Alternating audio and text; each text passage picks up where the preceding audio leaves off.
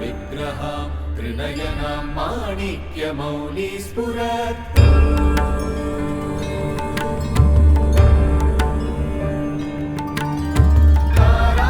तारानायकशेखरां स्मितमुखीमां मीनवक्षोरुहाम्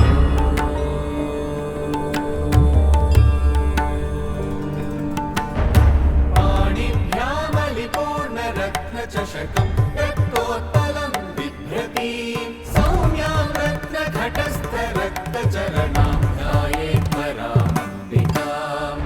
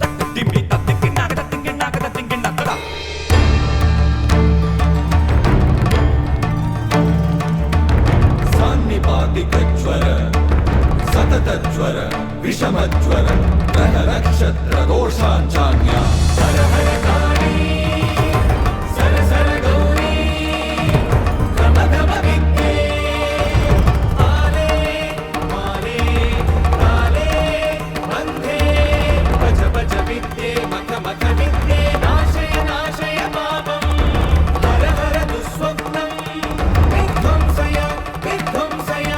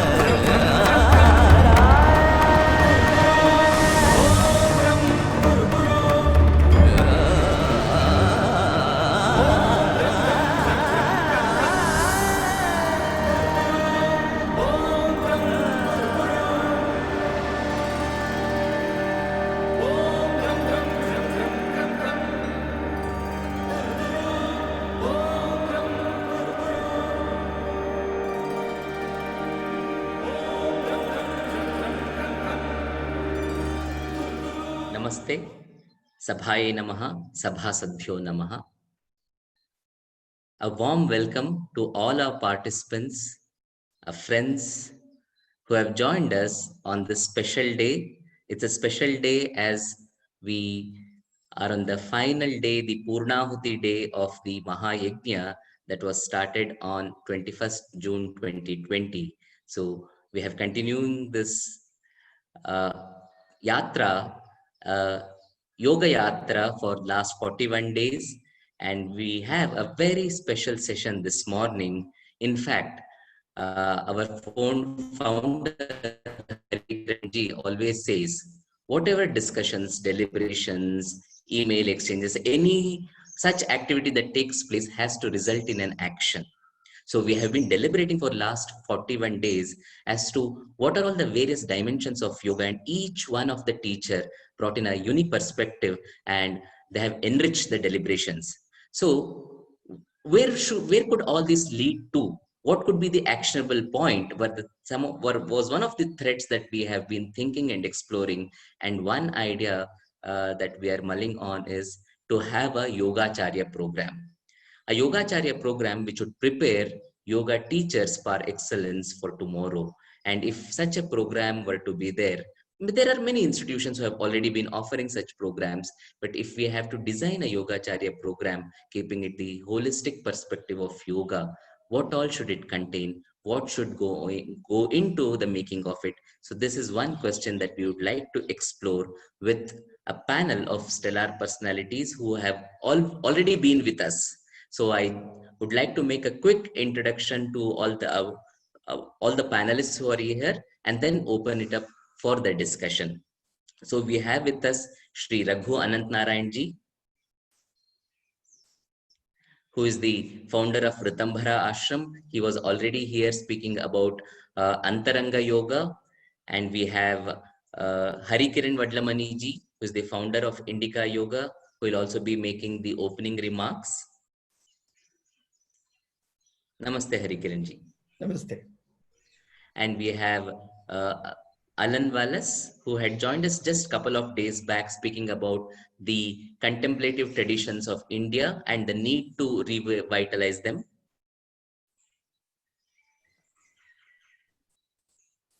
Namaste.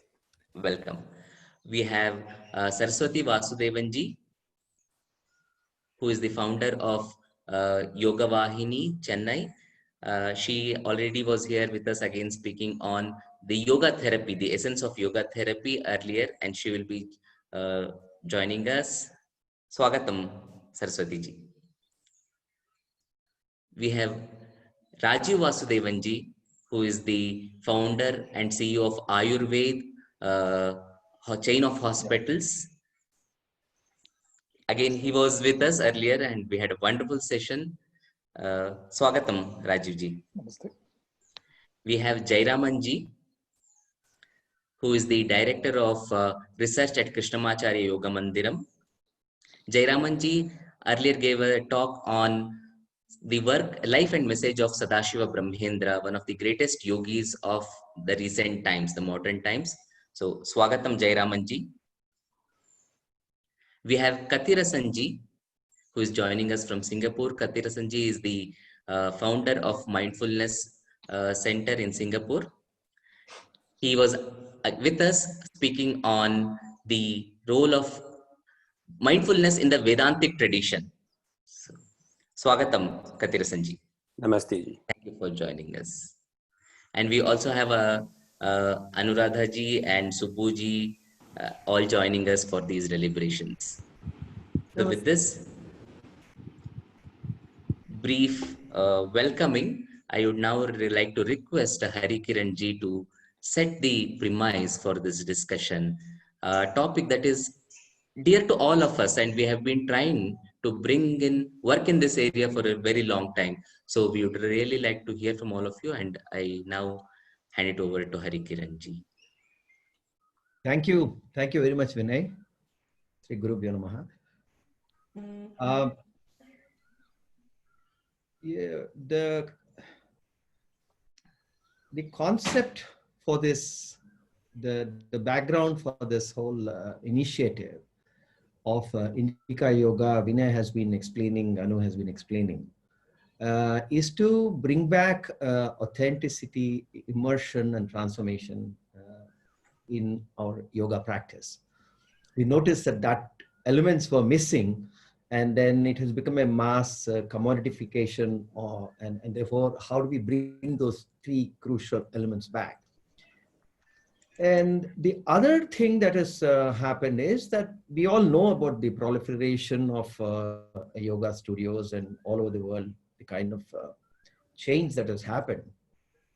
And whenever something happens at that scale, in the last 3 decades or 4 decades, obviously there's dilution. So it's a good time to reflect and see how do we bring back these three qualities into this in a manner that makes impact. So there are certain things that we are trying to do. We are not trying to be another Me Too kind of an initiative, but we are trying to be flexible. We are trying to be innovative. We're trying to be creative. We're trying to think how can each action have an amplifying effect. So, for example, we are not so keen on looking at a 200-hour program or a 500-hour program, because they're there. There's so many out there that we really don't need to come back and say, okay, we are offering a 200 or 500-hour program. So what do we do, and what are the missing things in the market, and where do we make the intervention? As you know, the government, after it has announced the International Yoga Day, and then they have established the Indian Yoga Association. We know the kind of interventions that the government is also trying to do after it has announced the Yoga Day. And they have also wanted to set about standardizing the curriculum. So that initiative has also happened. And interestingly, when they said they would want to standardize it, initially they actually said, okay, level 1, level 2, level 3. There were 3 levels that they announced. And the third level was actually Yogacharya. Suddenly that emphasis was removed, and we only have level 1, standardization of level 1 that has happened. So something is missing, post-colonial thing that we have not been able to have that kind of a Guru Sishya transmission, and whatever islands of excellence that we have seen in post-independence, whether it is Krishnamacharya or Pattabhi Jois or Iyengar, Bihar School, Shivananda Ashram, all these are islands of excellence that have developed organically. And this organic growth, and there is a mass commodification that's happening. So there is obviously a disconnect between this need for authenticity and the need for immersion and transformation. So how do we, put that across? That's what is actually agitating us, and that's what we would like to do. The other thing that has happened, again, thanks to the post-colonial colonization, is that the fundamental goal of our culture, which is moksha, at a very individual level, the framework of dharma, artha, kama, and moksha, that fundamental goal at the individual level, that your purpose of life is for liberation, this is lost from the narrative. So that goal and that pursuit is not in our consciousness, is in a public consciousness. So consequent to that, what happens is that you have these westernized, you have this development, you have all kinds of growth and material pleasures and all that stuff, but it is not translating into, yes, this is the purpose, and there is a framework, there's a ashrama, varnashrama framework, and there is a progression to which there's a liberation that is happening, is lost. So therefore, there is a constant questioning. So if you are a 50-year-old, you're materially successful, there's an emptiness. You do some yoga, you do some mindfulness, there's an emptiness, and you say, what is the purpose of my life? So there is no framework. The societal structures that were there earlier, all were lost. So you have really no idea, how do you pursue liberation? How do you pursue moksha? And therefore you do some asana, and then and you're all over the place. So that is the other thing that we want to do, that bring out this concept of dharma, artha, kama, and moksha, and put this whole ashrama framework into perspective to the normal, common person, so that he knows that, yes, this is my goal. Now, it's easier said than done, because obviously we don't have the institutional infrastructure. So one of the things that we want to do is create this Yogacharya program. And I come from the Vedic Dharma, so I'm an Advaitin, so my bias, so to speak, would be from that perspective of what exactly does it mean to go for liberation. The other thing is that we tend to take cross, like Subbu was also taking this cross-pollination of ideas. So in Vedanta, we have this beautiful concept of Sravanam, Mananam, and Nididhyasanam. And it's just a phenomenal thing of listening to your guru, reflecting, inquiring, going about questioning, clarifying all your doubts. And then you are immersed in that understanding. You stay in that understanding. That is Nididhyasanam. And this framework is a beautiful framework. And if we use the same framework for even in yoga teaching for this Yogacharya program, then the question is, you don't go to a studio and go to a 7 to 8 class and do a 200-hour program and say, okay, I'm a qualified yoga teacher. No, can't happen. You don't do something for 500 hours and say, okay, I'm a qualified yoga teacher. That's your asana practitioner. But if you want transformation to happen, then the transformation can only happen through a framework of S&M, that Shravanam, Mananam, Nididhyasanam. That is, you have time to do your asana, you have time to listen to yoga sutras, you have time to do kirtans. Then in the evening, there is some kind of a satsang wherein you ask questions. There is all these things that is required, and that will make the transformation. And it is not hours. It can't be hours. You can't qualify it and say, I did in 200 hours or 500 hours. No. If you want transformation, there cannot be time limit. It has to be customized. It has to be an individual. The guru has to determine whether you are transformed or not. It is not transformed because you did an X number of hours. So therefore, the question arises, whatever has happened, thanks to Krishnamacharya ji, Pattabhi Joshi, and all these people who have given us such wealth of pedagogy and all that unique styles that they've given. But now is the time for us to reflect and say that, yes, if I want to produce an Yogacharya, and if I don't want dilution to happen, if I don't want appropriation to happen, then it is time that we need to determine, we need to decide what does it mean to be a Yogacharya.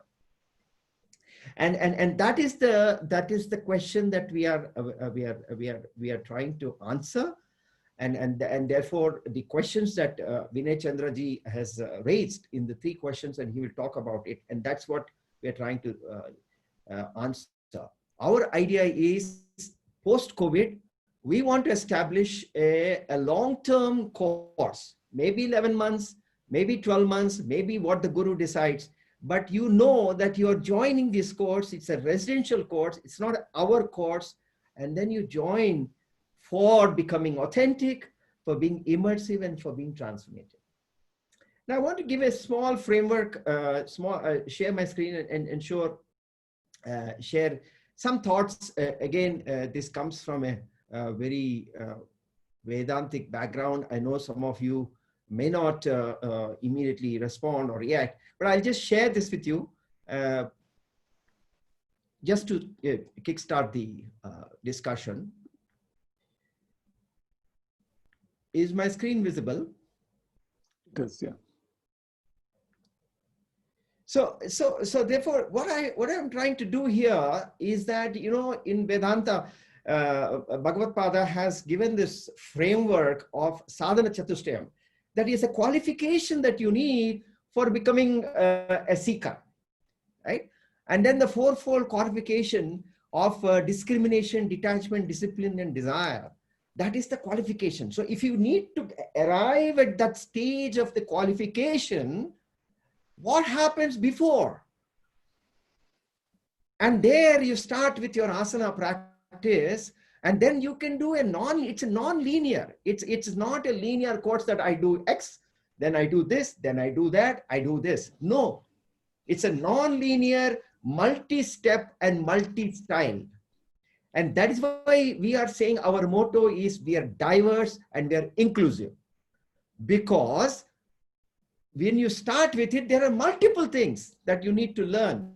It could be Ayurveda, it could be Tantra Yoga, it could be Swara Yoga, it could be Shabda Yoga, it could be mantras, Raja Yoga, Upasana, mindfulness.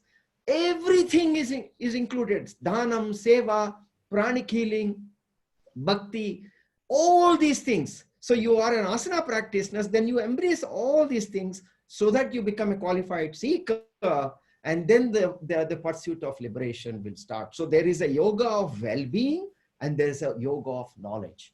So this is the kind of a framework that we are trying to develop. So when we say qualified teacher, if I'm a qualified teacher for a yoga of well-being, that Yogacharya, what does it mean to be that? So that is the question and that's the context. Thank you so much, Vinay.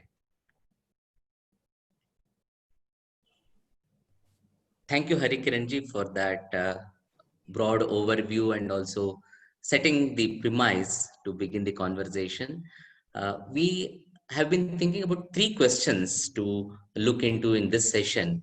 One is, who is a Yogacharya? Because we have seen people like Krishnamacharya, we have heard about them, and uh, most of you have had the privilege of being close to some gurus. Alan Wallace was very close to Dalai Lama himself.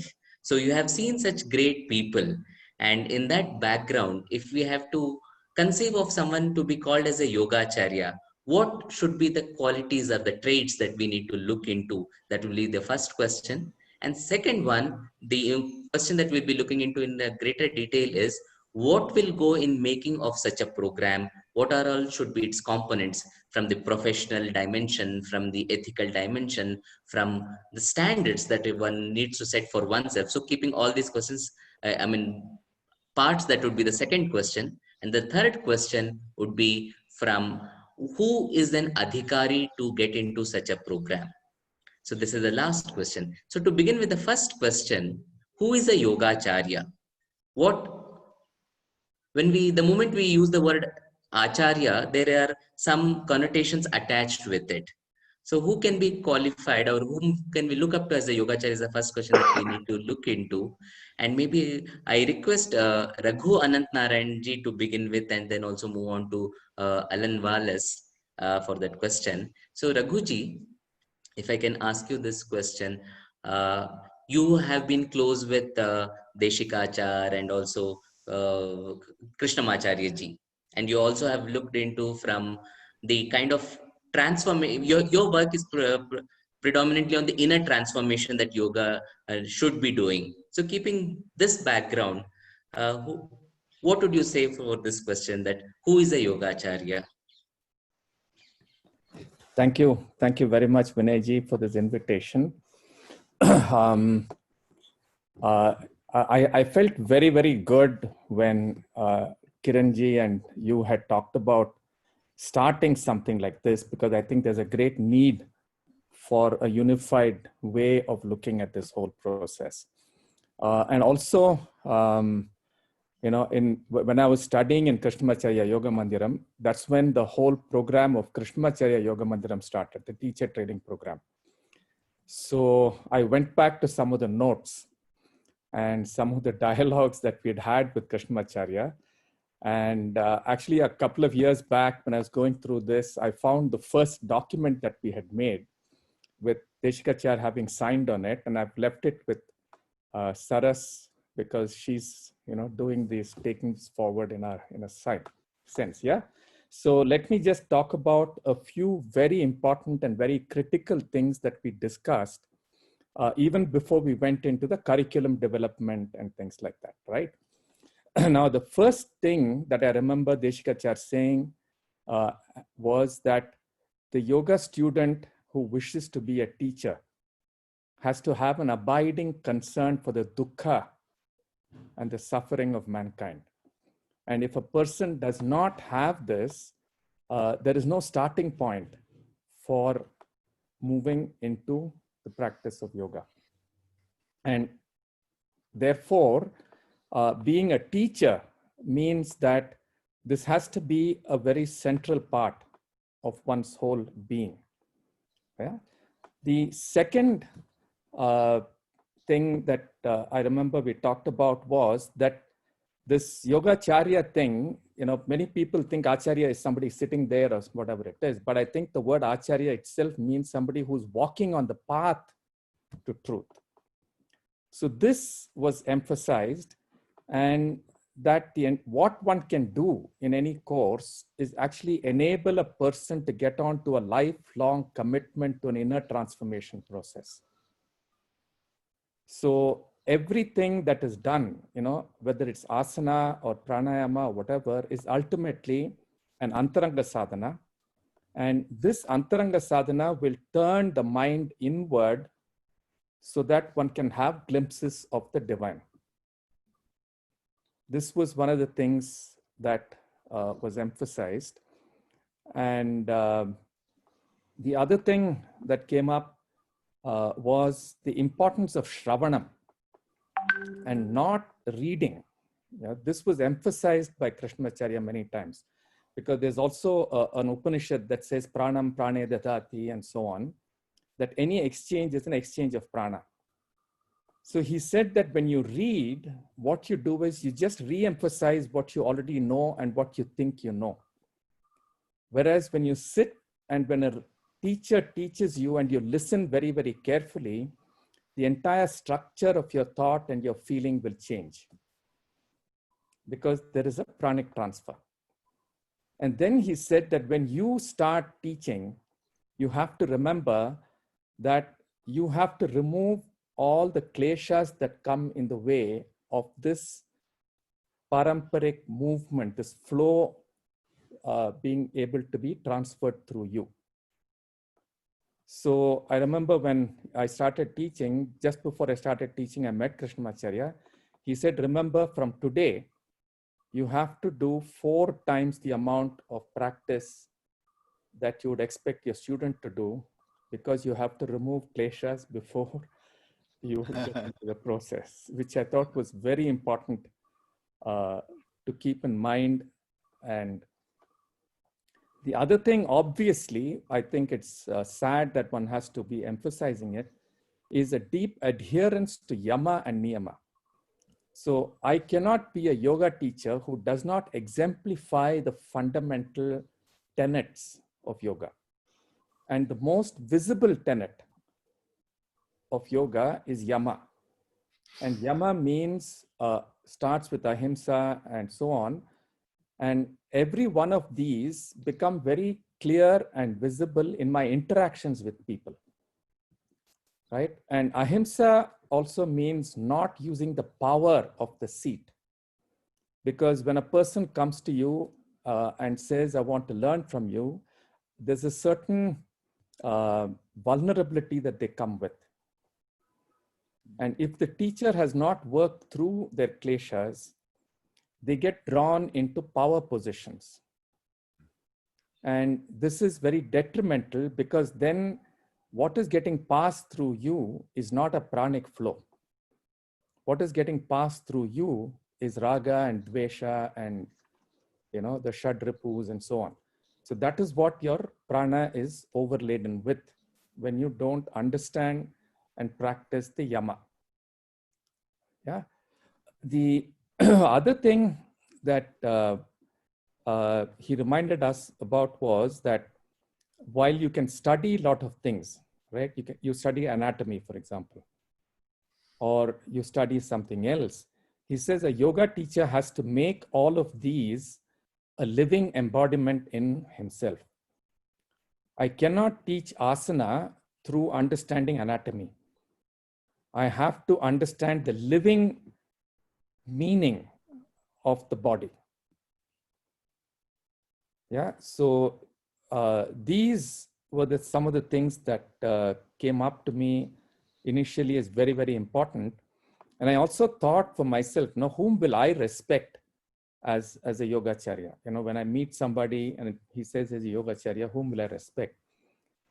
Then one of the things that Deshikacharya came to my mind, he said that when you meet a person and you want to have a dialogue with them, their I don't know quotient has to be higher than I know. Mm-hmm.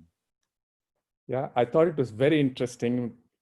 short discussion we had, because he said if a teacher doesn't have this, he's not learning, he's not growing, and he's not curious about everything in the world.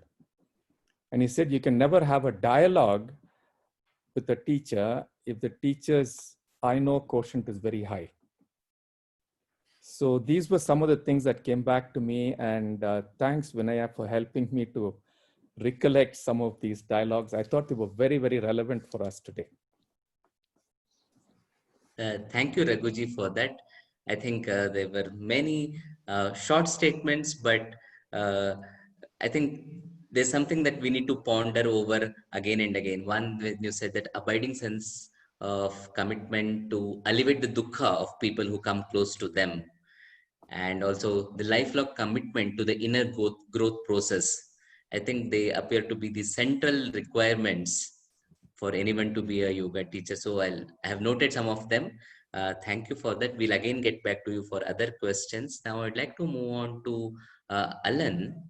Uh, Alan, you have been very closely for nearly 5 decades now, closely with the Dalai Lama ji, and you have seen a teacher par excellence in close quarters. So if you have to think about a Yogacharya. I mean, Yogacharya, by yoga here, we mean a contemplative tradition, which is a very akin to the Buddhist tradition as well. So whom would you consider a Yogacharya? What should be the requirements of such a person? I mean, whom would you look up to in that way? Thank you for the question, Vinaya. And my pardon to Anu when I called you Vinaya. My tongue made a mistake. As I've been listening to you speaking from various aspects of the Hindu tradition, yoga tradition, I find so much resonance, even though the overwhelming majority of my own spiritual training has been in Buddhism. The initial emphasis we heard about the importance of hearing, thinking, and then meditation is absolutely core to all of the teachings I've received in Buddhism. And so in terms of a Yogacharya, or a person who's truly capable of guiding others on their spiritual path, this person really should have heard a lot of teachings, and that is listen closely with humility, with clarity. It is said in the Buddhist tradition there are 3 qualities of a qualified disciple, the novice. That was your third question. This is from Aryadeva. Again, most of our sources are Indian. Aryadeva, the great disciple of Nagarjuna, and in his Chatur Shatika, the 400 verses, he says 3 qualities are necessary from the side of the disciple as you set out. And the first one is the disciple must be perceptive. Doesn't have to have a high IQ, that's not what he's referring to, but be perceptive, very attentive, very discerning. And the second one is the disciple must be open-minded, not just clinging to one's own preconceptions, one's own views, one's own belief uncritically, but really being open to ideas, theories, hypotheses, practices that might challenge one's own way of life, one's own meditations, one's own beliefs and views. If you're not open-minded, then you may as well stay home. You can teach yourself. And then the third quality is a real deep yearning to put the teachings into practice. That if a disciple simply wants to get more intellectual understanding, for myself, I've written 40 books. Like I say, read my books. If all you want is knowledge and you want to maybe teach others just out of knowledge, then just read books, that's enough. But if you want experience, and I know this very clearly from my own experience over this last half century, there is nothing to take the place of sitting at the feet of a master, a true acharya, who not only can give authentic teachings with respect to the specific tradition this person is representing, whether it's Theravada Buddhism, Tibetan Buddhism, or Vajrayana, or Madhyamaka of Nagarjuna, not only giving authentic teachings, but really to the best of the acharya's ability, having an ongoing, thorough integration of the teachings with one's life. There was the foremost disciple of the great 11th century Indian acharya, Atisha Dibamkara. His disciple, his great lay disciple, the Tibetan, was called in Tibetan Domdumba, And he said, let your mind become Dharma. He said, give up all attachment to this life. His quintessential pith instruction was give up all attachment to this life. Of course, that doesn't mean you don't care for your body, you don't take care of your health and so forth, but all attachment to this life means all of the mundane, the allures of mundane desires, of wealth, of power, of prestige, fame, becoming a famous teacher, famous yogi. You must give up all attachment to that, and then let your mind become Dharma. I've been teaching a long time, 44 years, and many times I've heard people say, oh, no, I don't have time for Dharma. I'm very busy, but I'm definitely going to get back to it later. And so I think it's very common, maybe not only among Westerners, that Dharma is something you pick up and you put down, almost like a hobby. Then it remains a hobby. You'll get the benefits of a hobby. If you just pick it up, you do a half an hour of asanas, you do a bit of chanting, you do a bit of mindfulness meditation. There are people who are more committed to tennis than that. And so the notion of letting your mind become Dharma, that wherever you're going, whatever you're doing, and whether kleshas are arising in your mind stream, or whether kushala, whether virtuous states are arising in your mind stream, you're never separated from your practice. And so a true acharya, I believe, is one who has sound learning, who has listened well. And again, what does that mean? Again, there's wonderful analogies. They come all from India.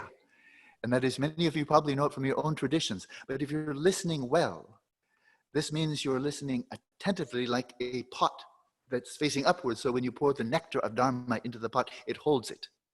And then secondly, the pot doesn't have holes in it. So the nectar goes in one ear and goes out the other. Hear it, and then at the end of the Dharma talk or the lecture or the class, somebody said, well, how was it? You said, oh, very nice, very nice. And then the questioner says, oh, good, what did they teach? Oh, I don't know, but it was very nice. So like a leaky pot, it comes, and then it just flows out the bottom, then useless. There's no value for the acharya to spend time with people like that are just coming for entertainment or some stimulation, and then they walk out and they're not maintaining smriti. The true meaning of a mindfulness is not just bare attention. It's bearing in mind, bearing in mind. And then the third quality, of course, is having a clean pot.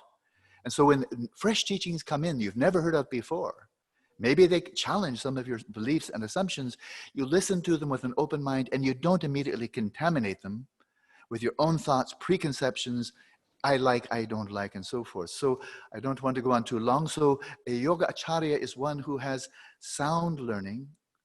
And when teaching, whatever the tradition may be, whether it's Samkhya, it's Advaita Vedanta, it's yoga, it's Theravada Buddhism, it's Mahayana Buddhism, whatever it is, whatever tradition one is representing, one does so with reverence. One is serving that tradition, and with that tradition, one is serving others. I do have that feeling myself. I feel I'm serving the great tradition that go back for centuries and centuries. And I'm just one generation, try to pass it on without distortion, without adding my own rubbish. And so, authentic teaching, totally immersing one's life so that there is no difference between what one is teaching and what one is living. Crucial, and that's where the yama and niyama come in. I've heard many times people, Westerners, Easterners, say, I had such profound realization, such profound realization. But in the Buddhist perspective, we say, well, it's very good you have realization, but what was its impact on your klesha, your sense of ego, of pride, of craving, hostility, jealousy? Are your mental afflictions going down? And are your virtues, the four Brahma Viharas, Maitri and so forth, and other virtues of patience and so forth, are they increasing? And are you experiencing a greater sense of well-being? So when people say, I've realized this, I've realized that, I'm not terribly impressed. Maybe they haven't, maybe they have. But if their minds are less dominated by klesha, that shows.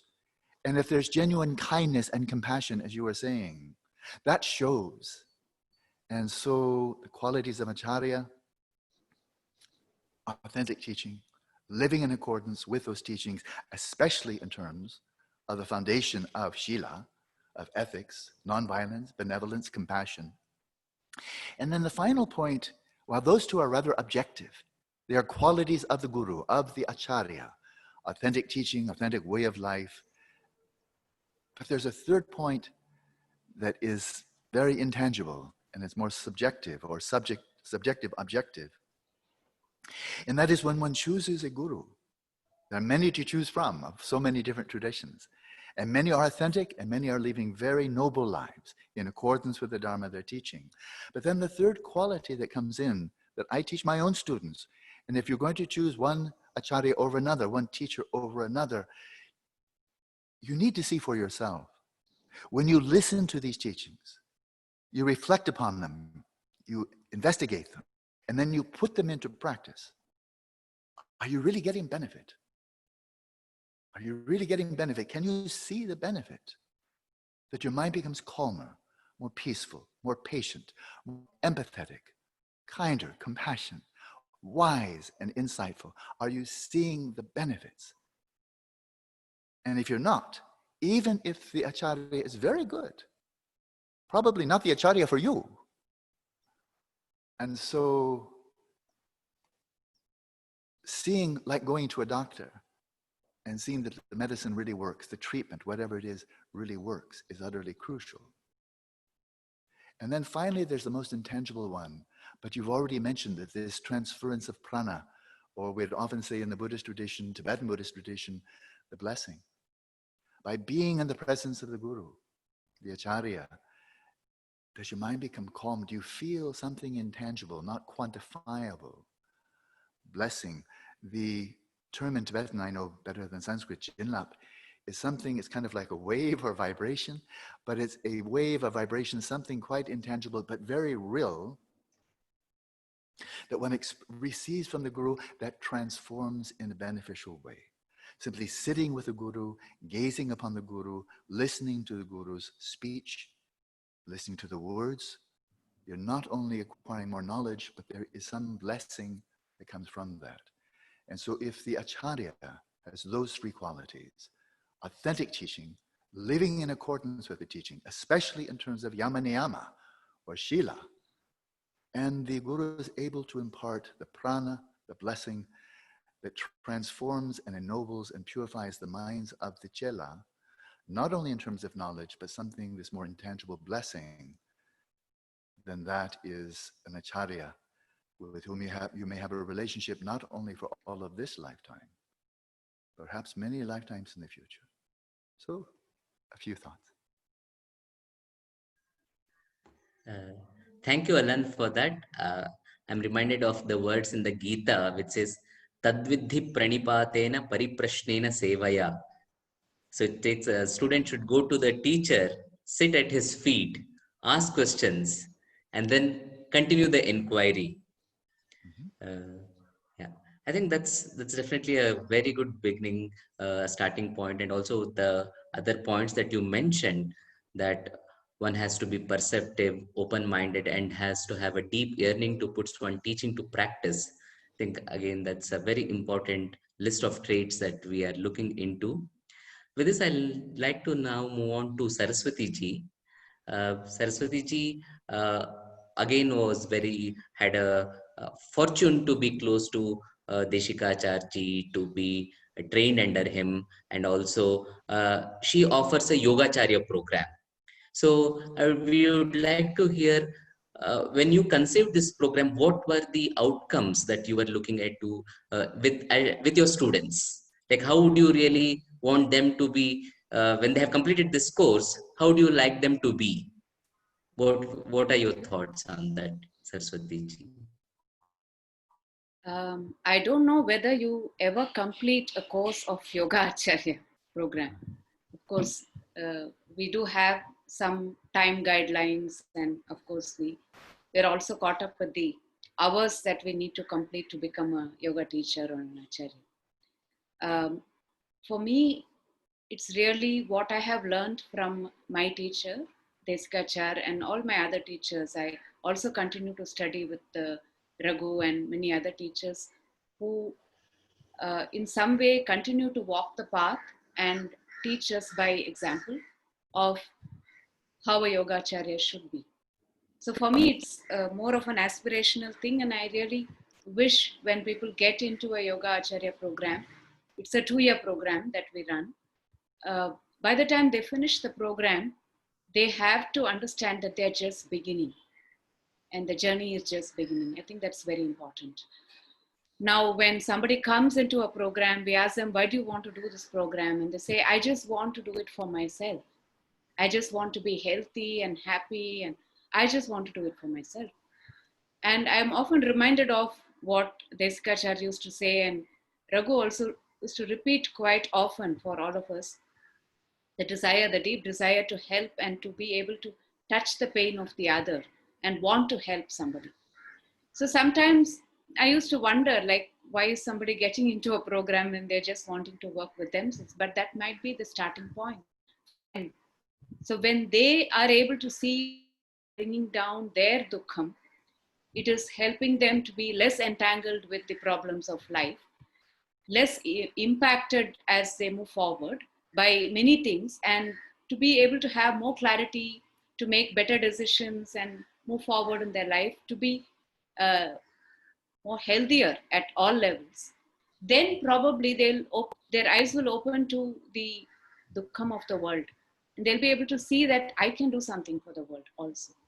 So that, I think, is really very critical, and that's something that we keep reinforcing in our work again and again. Somewhere to see if the seed is already there, the role of the Nimitta Karana, if you're a teacher, you're also a Nimitta Karana, that your role is just to provide the right environment for the seeds to sprout and grow. And that's all that we can do, really. And I also want to bring this idea of Upaya Pratyaya. We have in Yoga Sutra the Bhava Pratyaya, the person who's already born with certain capabilities. And then we have the Upaya Pratyaya, of course not mentioned as Upaya Pratyaya, but comes in the commentary, who needs Shraddha, Virya, Smriti moving forward to Samadhi Prajna. Now, Acharya has to be an Upaya Pratyaya. Maybe a Bhava Pratyaya cannot really teach you how you walk the path, how you went through the struggles. It's only somebody who's walked the path can actually tell you, yeah, it happens, and never mind, do your practice, go back to your asana, your pranayama, your reflective practices, so that you really can polish yourself, polish your mind, and then these things won't matter to you so much, won't impact you so much. Only an Upaya Pratyaya can do that. One who has to work with oneself continuously. And that's also the idea of Anushasana. Practice, experience, understand, and then let that transform you. So it is an Anushasana Shastra. It is not something that I can just deliberate with my mind. I have to get into my practice. And sometimes we look at asana as something like very, not something that we need to pay attention to, but asana can be a very powerful meditative process. We have to start with our body. And when we work with asana, with breathing, it is a very deep meditative practice that helps you to go beyond your body and then touch the prana and then work with the prana and then go beyond that to work with the mind. So it is not a linear process, a cyclical process that I have to keep going back again and again, starting from the gross to the subtle and then coming back to the gross to experience that and to be able to share that. So it has to become a pratyaksha pramana for me. It has to be a real experience for me.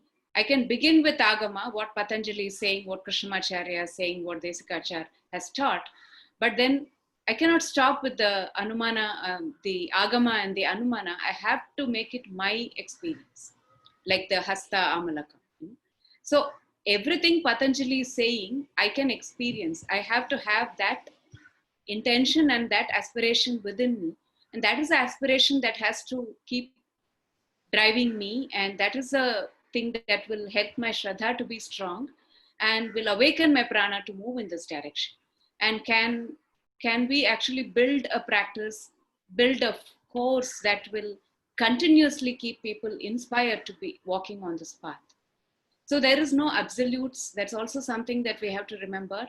Now that I'm a yoga acharya, I'm perfect. I will always practice ahimsa and satyam. I never lie. I never hurt anybody. If I carry that kind of an idea, I'm in a total Bhranti Darshana, right? And if that is the idea I'm giving to the students, like people see me for a few hours a day when I'm in the class, when I can have a great strong persona of a yoga teacher.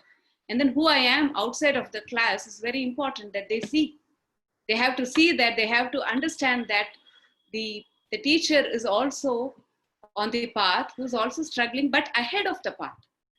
You know, they have to be seeing the teacher as somebody who's inspiring, what we say a Vitaragavashi, an aspiring Vitaragavashi. Maybe I have not completely overcome my raga and dvesha, but I'm working on it, and that has to be seen by the students so that I can inspire them. So it is to be an evolving relationship between the teacher and the student, and how can we create that relationship within the course is what we try to continuously experiment with, you know, through the mentoring program. The mentors have to have a sangha where we come back and discuss about our problems. You know, I'm getting attached to this, or I don't know how to deal with the student. The student seems to be judging me a lot. How do I do that? How do I work with it? So I think that has to happen for an acharya to be grounded, you know, to not get carried away with certain idea of who I should be for the world, rather who I am now. That's very important. So guiding by example, and Antevasan, somebody who's continuously studying and working towards self-transformation, self-work. So the teacher should have a teacher, and that teacher should have a teacher. It's very, very important to have that parampara, because if I know that when I go to my teacher and that teacher has a teacher and they have drawn their experience from learning from the teacher, then I can trust that teacher. So I think these are the few things that I wanted to share today. Thank you. Thank you, Saraswati ji, for those wonderful lists that you shared with us. And what I felt was very important is Yogacharya is not a destination. Okay, you reach this point and you're done. But it's actually a continuously evolving process. It's an aspiration that is always guiding you constantly at every moment of your life. Thank you very much for that. Now I'd like to move on to Rajiv Vasudevan ji. Rajiv ji comes from the Ayurveda background, and we have Sushrutacharya, Charakacharya, and also in the text we have descriptions of the acharyas, and we also have traditional Ayurveda acharyas who were curing people. So in this background, would you like to add anything as to what will go into the making of a Yogacharya? Thank you very much, Vinayji. It's a great honor to be part of this very illustrious set of practitioners, thinkers, and people who evolved in their own thinking. I will come to the point in specific to Ayurveda, but I would like to begin by telling that when you look at who is qualifying at the time of entry, when you're looking, I'm not getting into the Adhikari aspect, but if you look at the candidates we are looking for this particular course and program, it is, as we have, many speakers have alluded to, it is a process, it is a journey, and therefore, who qualifies at the time of entry into this program? And if you were to look at that, and as Saraswati ji just said, this whole journey is just beginning at this point. At that point, even for somebody who spent almost a decade in the practice of the yoga and he or she is coming in as a beginner in that sense. And therefore, the critical part I see there is the potential for inner transformation. If I'm looking at a Yogacharya, eventually, if that person has to be, we're looking in terms of the potential for inner transformation. So when we say potential, there is in that individual, and also to be a Yogacharya, if somebody is going to teach as well, we are also looking at somebody who has the potential to enable that inner transformation in others. So it is not as an island unto himself. We're not just creating self-realized souls, but we're also creating people, those who would help others. So this potential, how do we quantify? And there was this mention about the purpose of this whole journey is to resolve dukkha in self and potentially in others. I would actually want to go a little beyond that and say that it is actually to experience the life divine which is not just going away from the negative, but really through yoga and through the Yogacharya to show the path, to live the life divine in every moment, right? So where that the total consciousness is opened up to the beauty of every moment. And that, beyond the very theoretical point about, blending with the universal consciousness, how do I really make it practical? And therefore, life divine in the 21st century. That's what we're talking about. We're not talking about something in terms of the kleshas which arise from a certain set of issues. These are universal kleshas, eternal kleshas. But today in the 21st century, what are the type of stresses, physical, mental, spiritual stresses that come to play? So therefore, when you look at Charaka Samhita itself has talked about a human being as Sharira, Indriya, Sattva, Atma, Samyoga, right? So all the elements are clearly defined there. And when you look at this as a collective, a Yogacharya has to be able to look at a human being and the self as this total integrated, harmonized whole. And if that harmony is not there in any one of these subparts, how do I attain it? So the whole part is to get this larger integral, if we want to use the word integral yoga in a different way. I'm not talking Sri Aurobindo's language itself, but in the totality of that integral human being leading towards an integral yoga with the universal consciousness. So if I were to look at such an individual, everywhere I would look in terms of the potential, not that whether he has reached. Does he have the potential to unify, to get it all together? I have a simple thing called GI80, which is getting what Harikiranji had shown in one particular slide, which was the totality of multiple disciplines and knowledge systems which have evolved, and which surprisingly, many of them are compartmentalized. There's an overlap, there's an underlying foundation, but many of them are compartmentalized. So how do I get it all together? Because the practice of a Yogacharya is to personalize. Because there is a guru and a shishya, how do I really get this and apply this vast mass? So between there was a point about amplifying effect that Harikiranji said. To have an amplifying effect, we are talking about quality before quantity. It is not huge number of Yogacharyas who eventually come out of this program, but a few who are able to really show that which was meant to be many millennia back, when those maybe a larger number of people had that universal, the experience, the revelation happening, right? How to enable that in the 21st century? So we have to look at the quality of those people. So in that sense, they are the living example. They have to be, and I think other speakers have alluded to that as a living example of the spectrum of Raja Yoga or the Ashtanga Yoga. And in that sense, those who exemplify Ekagrata, Niruddha is too high, but the bottom three kleshas which are there, how do the states of mind, the Chipta, Mudha and Vikshipta, that particular stage where the Rajas and Tamas are more predominating, where I'm getting towards at least a higher level of Sattva. So that in terms of that Ekagrata and the pursuit of the adherence to Yama Niyama very clearly, because such a person has to be a living example.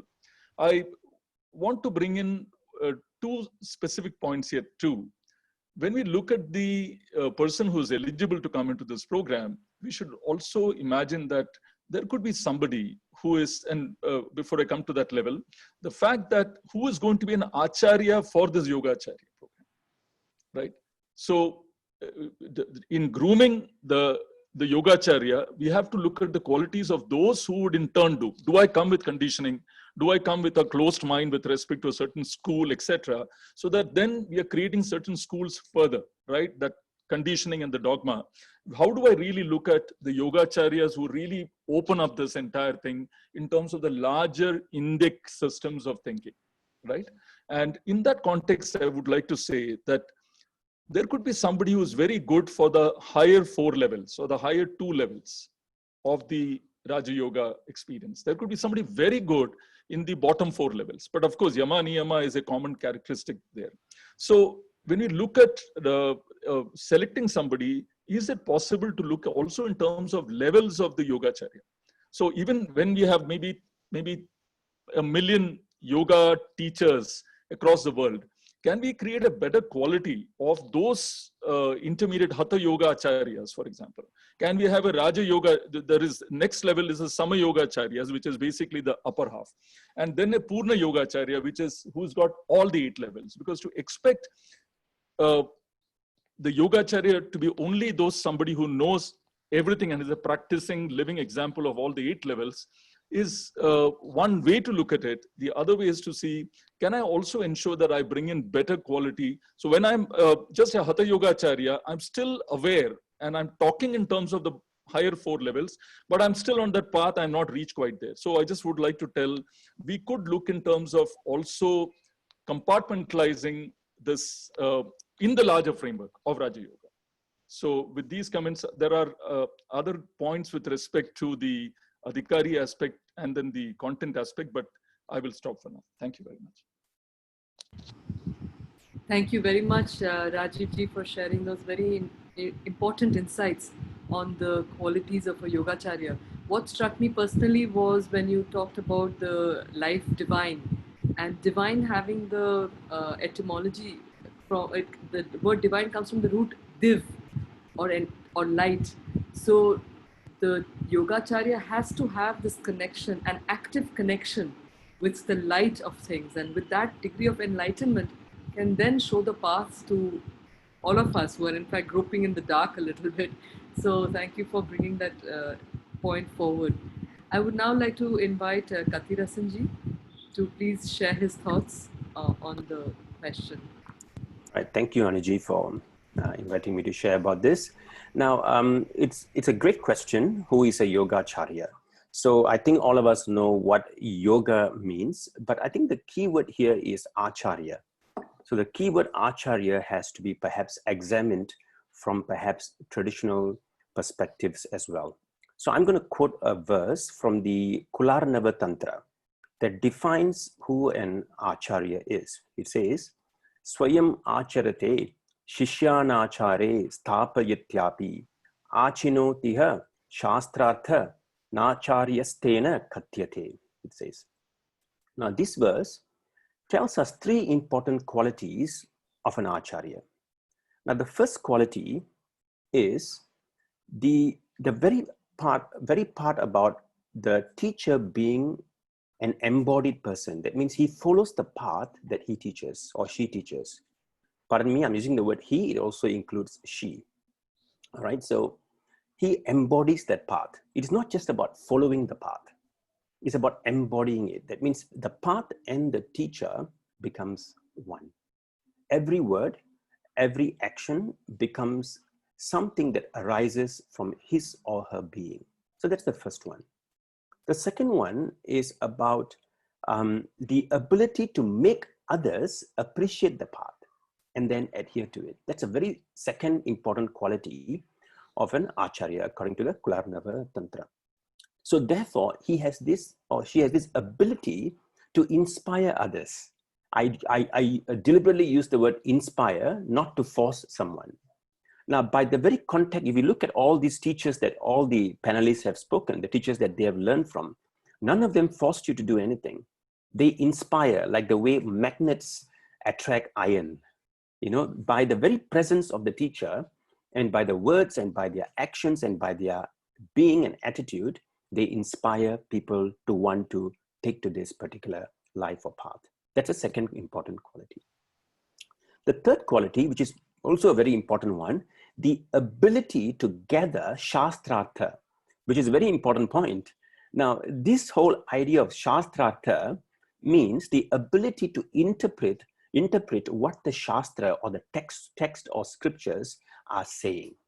So in the context of a Yogacharya, it means that the teacher has the ability to interpret the various texts and also make it harmonious in the sense of presenting it, which is also another word that appears in the Vedanta tradition called samanvaya, which is to reconcile, right? Bring it all together and then present it harmoniously. So that also means that the whole idea of looking at Shastrartha also implies that the teacher, the Acharya, has the ability to conduct an inquiry into the artha of the Shastra. That means to conduct an inquiry into the meaning of the text or even the purport of the text or a verse. Now, that is a very important skill of an Acharya. That also implies that they are not shy to have debates, respectful debates. Not one that is for the purpose of debating, but for the purpose of knowing the truth. Now, that's called a samvada, right? A debate or an inquiry rather, or a discriminative inquiry to understand what satyam is, what truth is. So these three important qualities are defined by the Tantra, Kularnava Tantra. Now, apart from that, we also see some other additional attributes or qualities that define an Acharya. Number one, he must have been a Shishya before. That means some of you have alluded to that. He was once a Shishya, and then he then becomes an Acharya. So the whole idea of being once a Shishya, the very word Shishya means to be vulnerable or to be able to be filled. Now, like an empty cup. Now, a Shishya is always an empty cup who is willing to be filled up. He doesn't come there filled up. It's a very important point. That means he thinks that he's always ready to be filled. He's ready to be shaped by the teacher, by the tradition, by the knowledge. So that Shishyatvam is very important. I think Vinayji shared that Pranipatena, what do you call the verse from the Gita, Tad Vidhi Pranipatena Shishena Paribhashanila Sevaya. So that particular verse is very important, the attitude of the Shishya. Then next part is the humility. That's a very nice, important quality. Vidya Dadhati Vinayam, which means that the one who has knowledge naturally exhibits humility. So the whole idea of humility here means he or she is always open to new experiences, always open to new knowledge, not assuming that I know it all. So that attitude is also very important, that this receptivity to new knowledge, to always want to learn. Now that is a very important part, which is Vinayam, humility. The next one is to be a Sevaka. Sevaka, a lot of people mention, a lot of panelists mention that. Sevaka here means to be of service. He or she wants to serve the world, not just for the sake of dukkam, as what Rajivji mentioned, is also for the sake of sukham. It's a very positive pursuit as well. And that leads to what the Bhagavad Gita also says, Loka Sangraha, which is, I do this, I'm a Sevaka because I want the world to be well. Now that intention is always there. In fact, many a time you can see in a lot of Advaita Vedanta texts, the only reason the teacher teaches is because of compassion. Compassion for the one who benefits from this. So therefore, a teacher never refuses a student because that teacher was once a student and he knows how it felt. To be in ignorance, to be in pain, to be in misery, to not know, or to be, just confused. So that's a very important point. Sevaka, Loka Sangraha. Next point, he has to be a pedagogue. So the Mundaka Upanishad says, Shrotriya Brahmanishta. Two important qualities of a teacher. Shrotriya here means the one who knows the Shastra, not only the Shastra, he or she also knows the pedagogy, the method of teaching. Every tradition, every school of thought has a tradition of teaching this using a specific methodology. So that requires the Acharya to know these methodologies and to also know when to use what. So a person who is trained in multiple methodologies and not just one, because there are different strokes for different folks. So that would mean that we also need to know, the Acharyas need to know many methods and know which one to invoke when and for what need. And that also means that a person has been trained in pramana vichara or epistemology, meaning that knowing how to establish truth. So that means they would also be able to, having exposed to even modern methods of evidence, modern research, traditional ways of establishing satyam or truth or prama. Now, all of that is very important. And also to have come from a sampradaya. Now, this word sampradaya, in my opinion, I specifically use the word opinion here right now at this juncture, because this is coming from my own experience. So a sampradaya typically means you learn from a particular teacher. But today, the world has come to a position where we need to learn from many teachers. We need to be open to learn from many streams of thought, many schools of thought, different types of authentic teachers, and we learn from all of them. Like a bee that goes to each flower, takes the nectar respectfully, but does not build a house on it. All right, it moves, but it knows what it wants. So we need to be part of this a sampradaya, which means that you have teachers. So I like the concept that Manu talks about in Manusmriti, which is a parishad of teachers, which means like I see this whole idea of Yogacharya, meaning you learn from multiple teachers. They are part of a parishad, a family, or a committee, for want of a better word, like a committee or a congregation or a confluence of teachers. And from there, they learn all of these domains of knowledge. So to me, someone who is ready for all of this is then ready to become a Yogacharya. That's it. I think Kadresanji has very well brought out all the dimensions, which even I was supposed to ask the next panelist, Sri Jayaramanji. But I'd just like to, Subhuji, just like to add a point here. Kadresanji, when you were saying about the compassion and a teacher, I was reminded of the text that we were studying in the Gurukulam. Most of the texts begin with the first line says, Balanam Sukha Bodhaya, for the benefit of the new beginners. Keeping them in mind, I'm writing this text. So most of the teachers have started the text like that. Yeah. Thank you. So, Subhuji. Yes. And also, like, the way you were telling that we should, yes, I think that's what we see in Srimad Bhagavatam, the Avaduta, who tells that he has 24 gurus, from whom each one, and then these gurus are of course from the nature as well. So that's where we should be open to all sampradayas, traditions. That's a wonderful thing. But I think that's what today's generation is overdoing sometimes, without knowing which authentic source to go and learn from. That's where we need the pramana of the Shastra, that you also really brought out various Shastric quotations to highlight this. And that's where we have with us in our panel Dr. Jayaraman, who has a very good Shastric background. He has been somebody who has learned along with Vinayji and others for more than 6 years in a traditional Gurukula, the Veda Vijnana Gurukula, before getting qualified to go and do the further things. Even afterwards, he has done his research and all. And then today he is in a very traditional school, the Krishnamacharya Yoga Mandiram, as the head of the research there.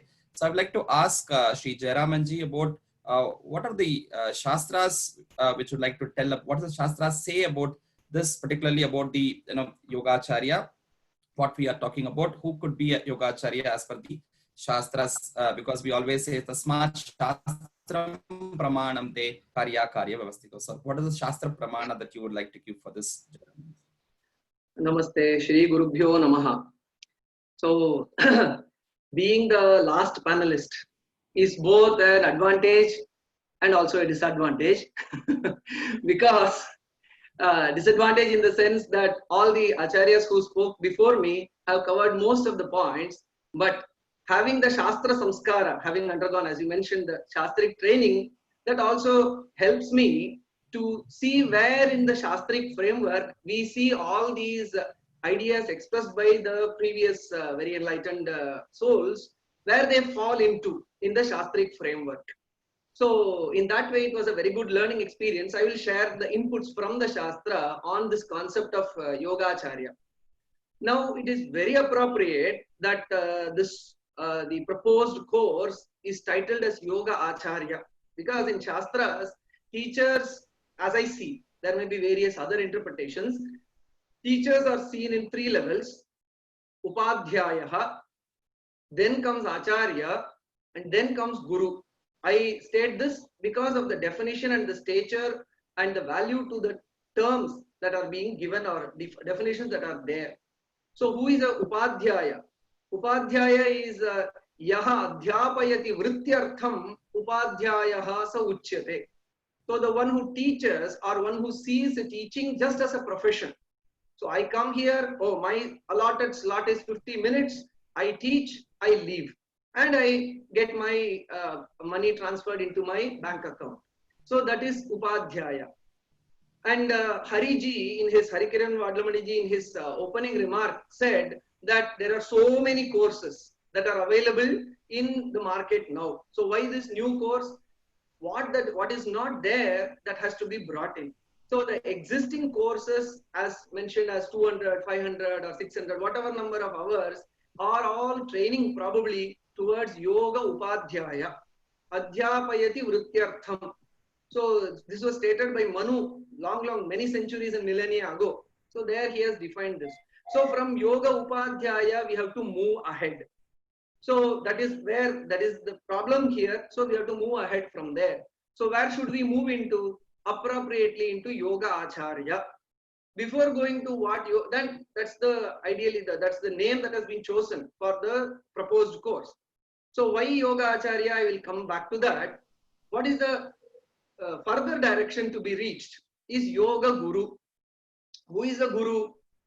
Some of the teachers have already mentioned, some of the panelists have already mentioned, even I think it was Mr. Wallace who said that in whose presence the transformation happens. No need to teach anything.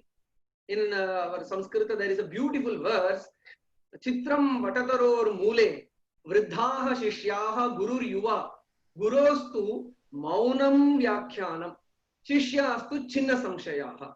The point is, yes, you are rightly showing Dakshinamurti's image to which this verse addresses. That is, the point is, the Guru has transformed himself to such an extent, polished himself to such an extent that there is no need for him to utter anything, that his mere presence as a dynamo, that is, it radiates that knowledge. So that is the direction to which one has to go. We see this in the example of Ramana Maharshi. Paul Brenton writes that he comes with a lot of questions, but when he is in the presence of sage Ramana, so all those doubts, they go away. So that is the goal to be reached. But where are we now? Yoga Acharya.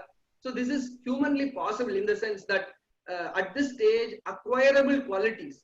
So as Kadiresanji right now mentioned, that the definition of Yoga Acharya is Achinoti cha shastrarthan, Acharya sthapayatyapi, Swayam acharate yasmat, tasmad acharya uchyate. One, Achinoti. Chinoti is to select.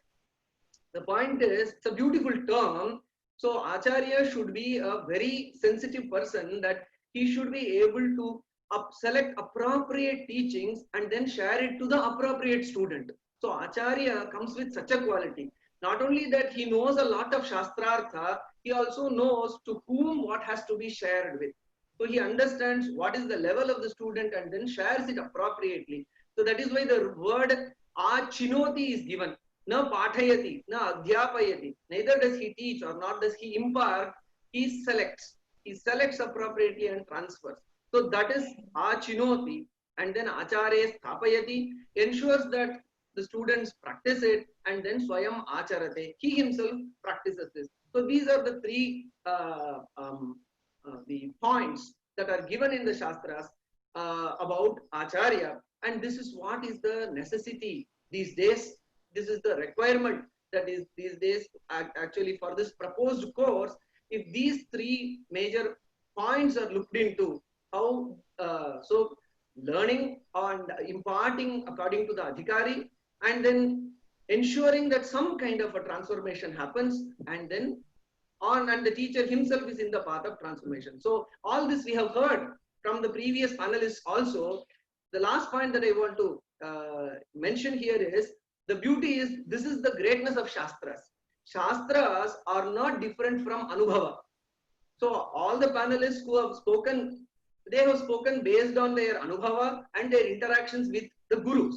Now what I am speaking is from the Shastras. We see there is no dissonance. There is no separate path. Normally when we utter the word Shastra, oh, it is all theoretical. Oh, it is all above the head. Oh, it doesn't apply to me. Oh, I'm not to that extent. But what Saraswati ji mentioned, Pratyaksha Pramana. So today what I in Pratyaksha understood is that Shastra and Anubhava are one and the same. Thank you, Jairamanji, for that. Uh, I still So, want to continue. Yes. before continues, Anuji was telling to show this again because some of them would not have seen. I request Ram Prasad ji to pin this video. Yes, so this is the Dakshinamurti Surupa which she was mentioning. The Guru sitting in Maunam under a banyan tree and the Sishya sitting under him. Yeah, just he was mentioning as the time I was trying to show this. So Anuji was telling it may not be seen well. So again, I'm showing for you. Thank you. Go ahead, Vinay. Okay. Jairamanji, I want to quickly come back to you because what you mentioned was from the Shastric perspective, but you were also in a Gurukulam for 6 years. 6 years, 24/7, 365 days. That's how you lived with the Guru. What were those qualities that you were really attracted to and kept on inspiring? Like, because that's where we also have a living model for an Acharya. So what would you like to share from that perspective? A living Acharya, so that's a beautiful thing. The point is, in the normal day scholar kind of arrangement, what we see, I think it was mentioned by Saraswati ji also, that when I stand before the student, then I am a yoga teacher. Then there is a life away from teachings also. But in a Gurukula, there is no such distinction. So there is, in the sense that it's always in the company of the students. So right from waking up, it's actually the teachers who wake us up. I still remember the song that our Acharya Sri Ramachandra Bhattji used to sing, Jaya Bharati, Jaya Bharati. At 4:30, he used to come and sing and wake us up. And then finally, till going to bed, so he was with us. And what kind of students we were, that is just cross the teen and entering into the adulthood. So how tumultuous would be the energy and the will to do certain things new. So with such students, our Acharya state. So to be an Acharya, it needs a lot of both physical and mental strength. So that is an important thing that I learned.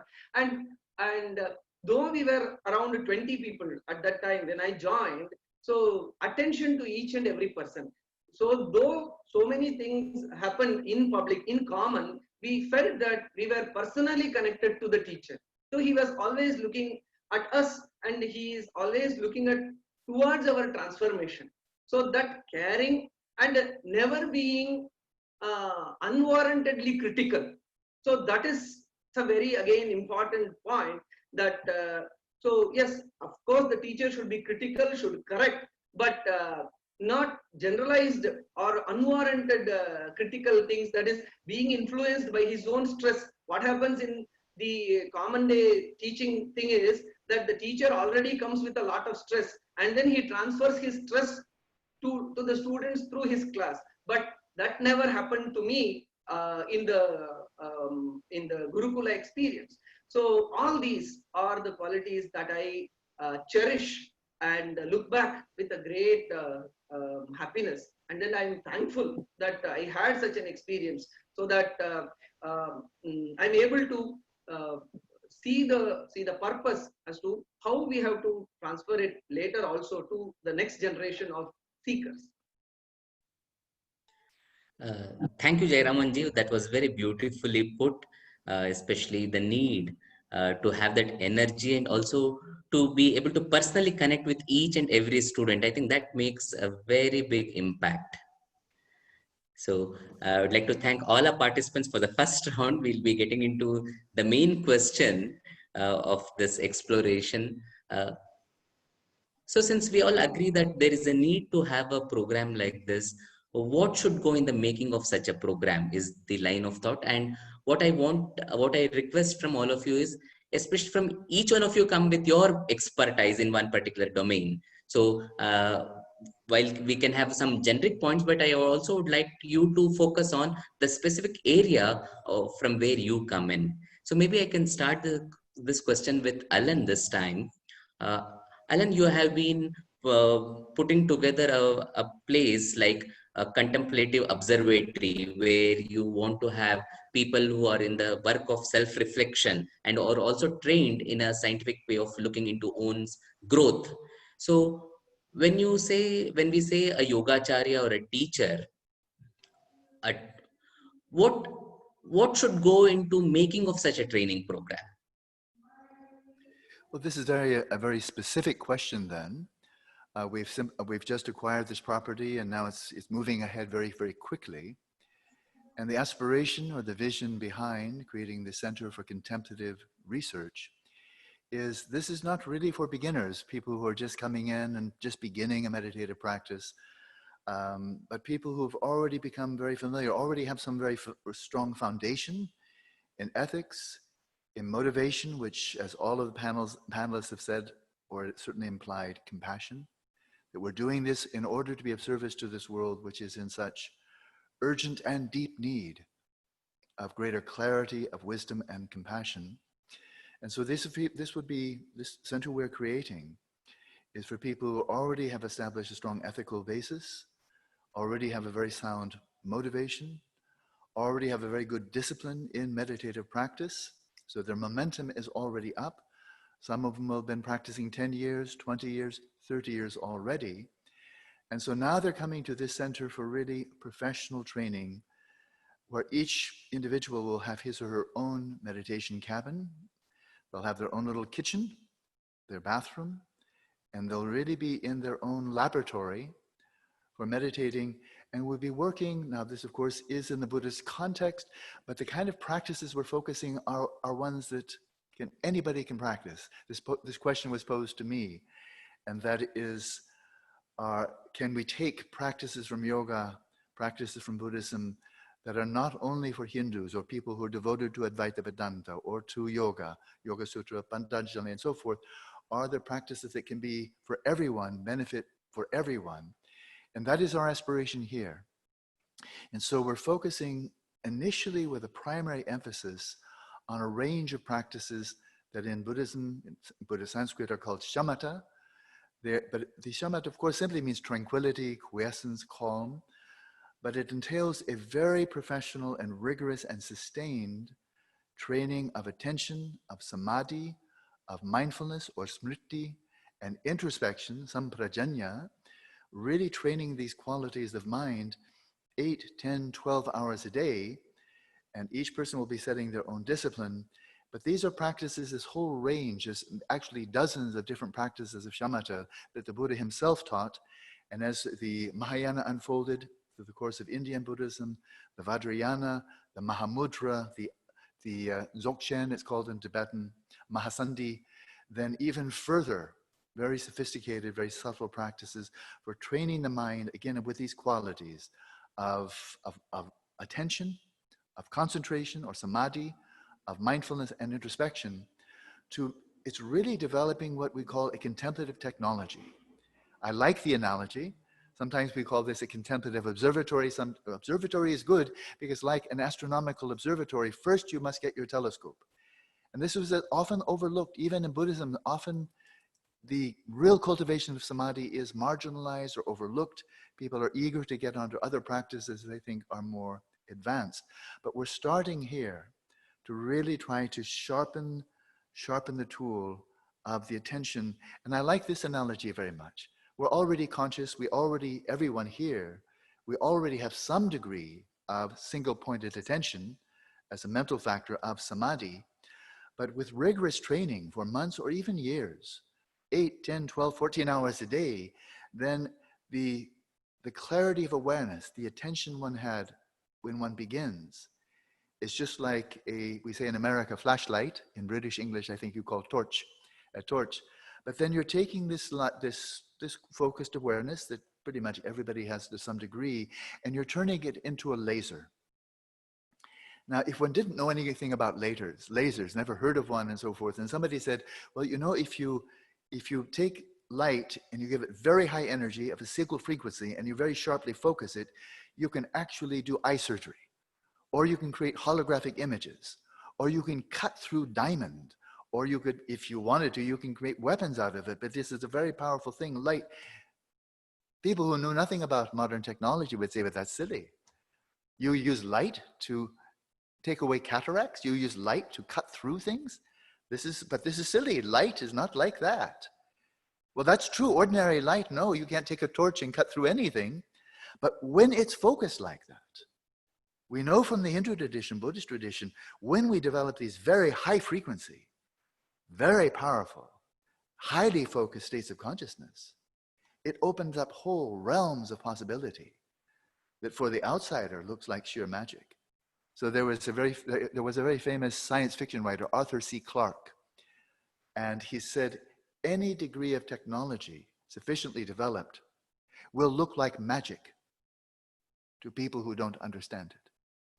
And so people don't know anything about laser technology, all the things we can do with lasers. That all sounds like magic, but of course that must be superstition. So we're focusing there first, and this anybody can do. But we're also focusing another area in Buddhism that I think is universal, although you find it in Buddhism, and that is, it's called the Smritupasthana. Smritupasthana in Sanskrit, or Satipatthana in Pali, and that is taking your attention and mindfulness, smriti, that has already been refined with samprajanya, with a high degree of samadhi, and then you carefully investigate, you observe closely, by closely applying mindfulness to your body, to vedana, to feelings, to chitta, the whole range of mental activities, and then to dharma as phenomena, looking at causality, cause and effect, and really gaining insight with this union of shamatha and vipassana. And that's universal, anyone can practice these. And then a final point, I don't want to go on too long. Again, this universal dharma that is core to Buddhism, but right there in the Patanjali Yoga Sutra, I mentioned them a couple of days ago when I gave my talk, and that is the active cultivation of loving kindness, of maitri, of compassion, of empathetic joy, mudita, and then this impartiality, that one's heart is evenly open to people who are very problematic, people who are very difficult, people who are very gentle and kind, to human beings and animals, that one's heart is equally open with this upeksha, this equanimity or impartiality. So we'll be focusing on these foundational practices that are all, since my training is mostly in Buddhism, drawn from the Buddhist tradition, but anyone can practice. And so developing, I think this is where we will be training Yogacharyas. All of them will already have a good deal of experience, because most people will not be ready to go into a solitary cabin with not much socializing at all. They're there for solitary practice, and practicing maybe at the beginning 6 hours, 8, 12, 14 hours a day, with some coming together of Sangha, but mostly really the direct instruction from teachers. And we already have 3 very good teachers on this center now. I'm in Santa Barbara, and so I'll be going there probably in next spring, but we're also planning to bring other teachers in. I know one in particular, a Bhutanese yogi, who spent 18 years in solitary meditation. He's one of my gurus. And so I'm very much hoping to invite him there as well. So we're laying a strong foundation in ethics, developing of samadhi, cultivation of the heart, and then we're bringing in scientists to invite them to collaborate with us. Almost all of the scientific study of meditation thus far, I find, how do you say? Well, imbalanced. There's a nice gentle way of saying. Imbalanced in the sense that it's a scientist studying the brains and behavior and physiology of the meditators, but they're not really listening to the meditators asking, what did you discover? You know? And so I find this really quite lopsided. And so we will be doing something with the scientists, I think pretty much unprecedented.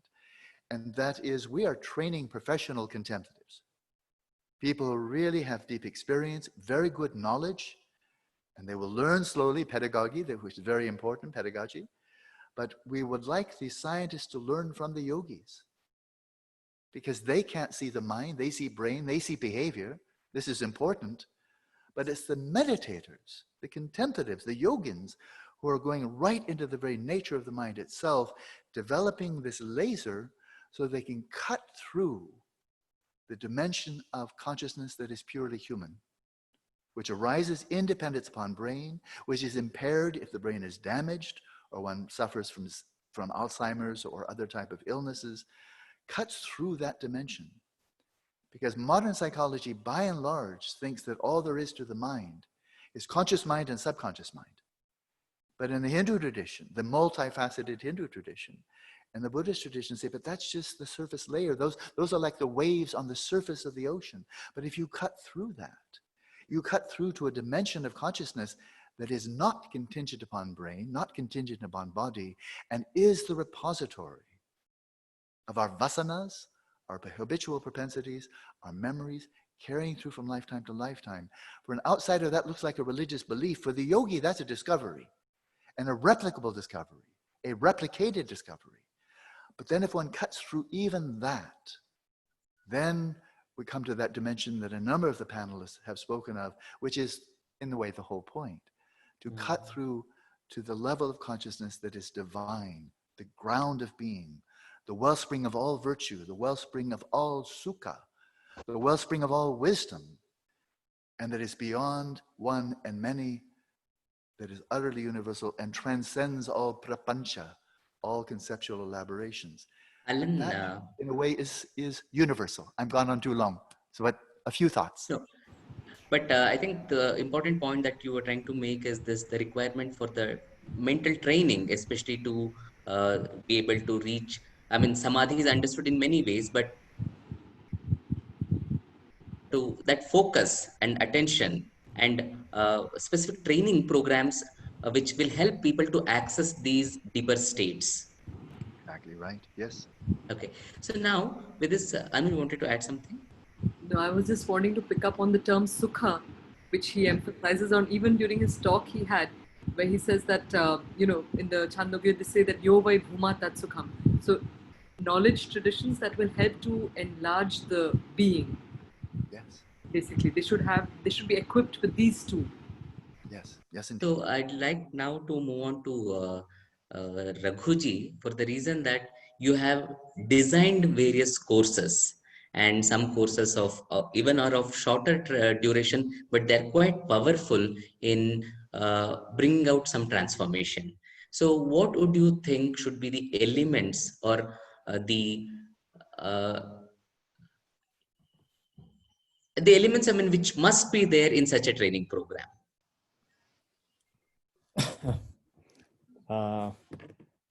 Vinayji, there are 2-3 critical ideas that I'd like to share. One is that, see, one of the issues that we faced, let's say, when we went to Krishnamacharya Yoga Mandiram, for example, many of us who went there were already, we had done our BTechs, we had studied, and then we went in there because we were dissatisfied with the life that we saw.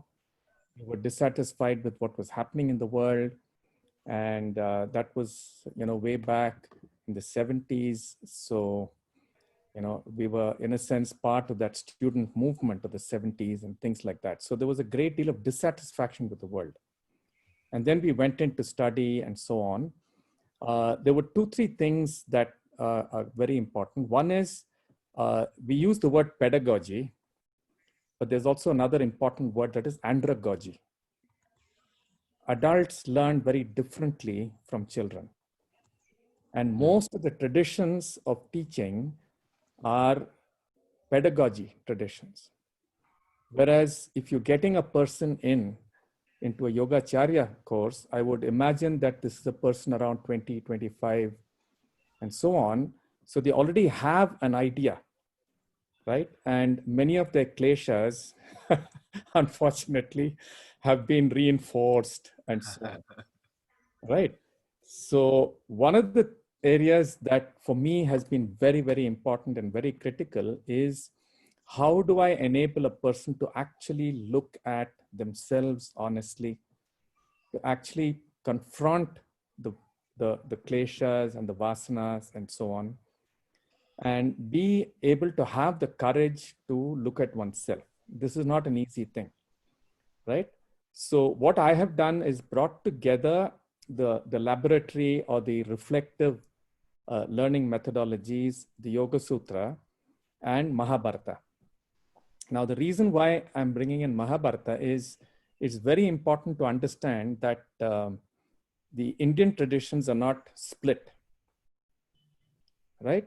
I don't think you can really understand yoga if you don't understand Indian theater, you don't understand Indian dance, you don't understand Indian music, and so on, because the live examples, the living examples of all of this comes from all of these, right? And recently I was reading a paper by Girindra Shekhar Bose, who's considered one of the original, or the first, he's the only person in the psychoanalytical, whatever it is called, apart from Freud, who never went through psychoanalysis himself. He was, taken in kind of a thing. He's one of the fathers of this.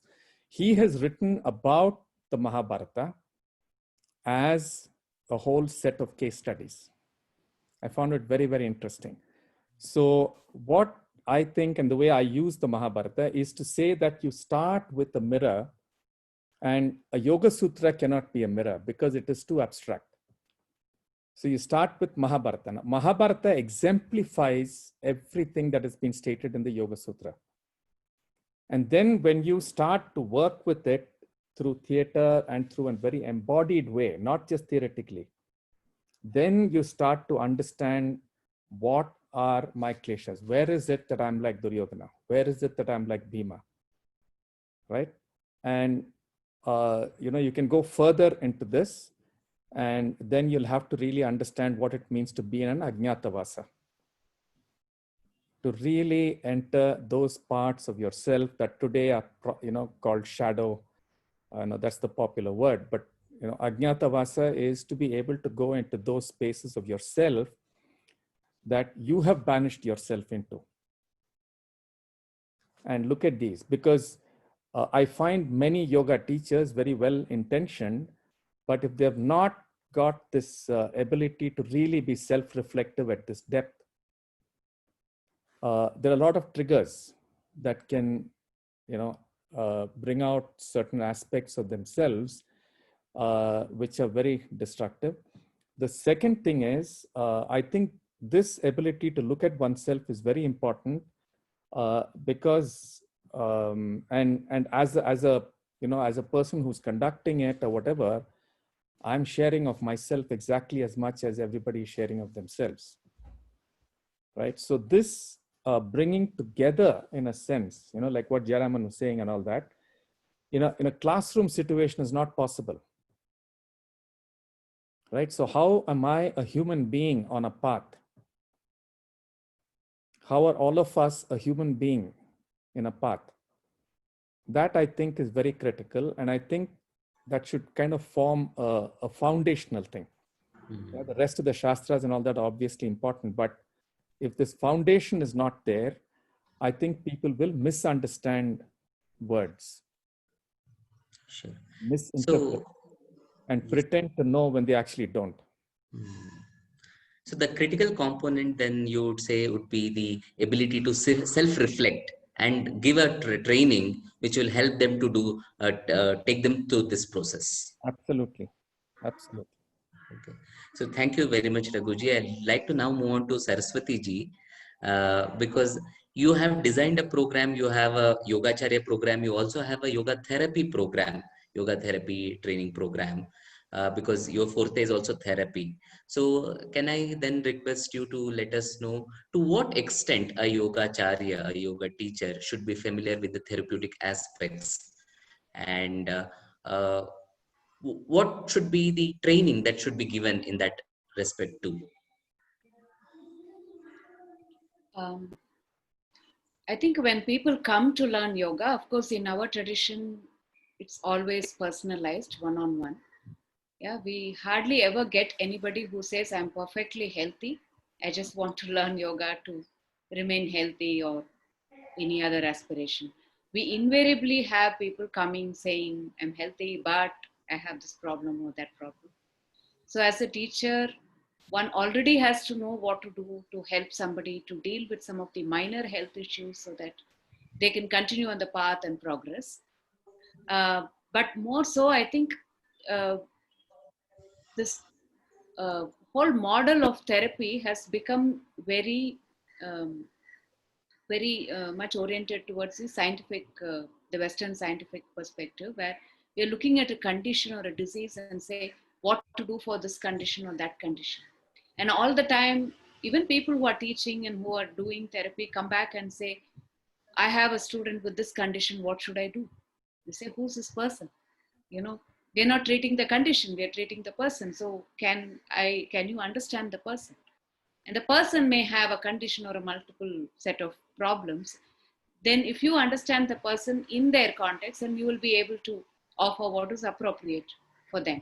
And again, here you're not only looking at the problem, you're looking at the whole person, you're looking at their strengths, uh, what is their life context, what is their work, what are the roles and responsibilities they have to play, and how do you enable them in everything, and how do you help them understand yoga as something that can give you more than just getting rid of your knee pain and back pain. To be able to give them that perspective so that they can continue on the path and become their own teacher or acharya. You know, that the whole idea of swatantra.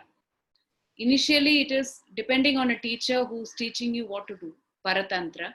And then ultimately, one has to be able to take care of oneself. So that movement from paratantra to swatantra is yoga.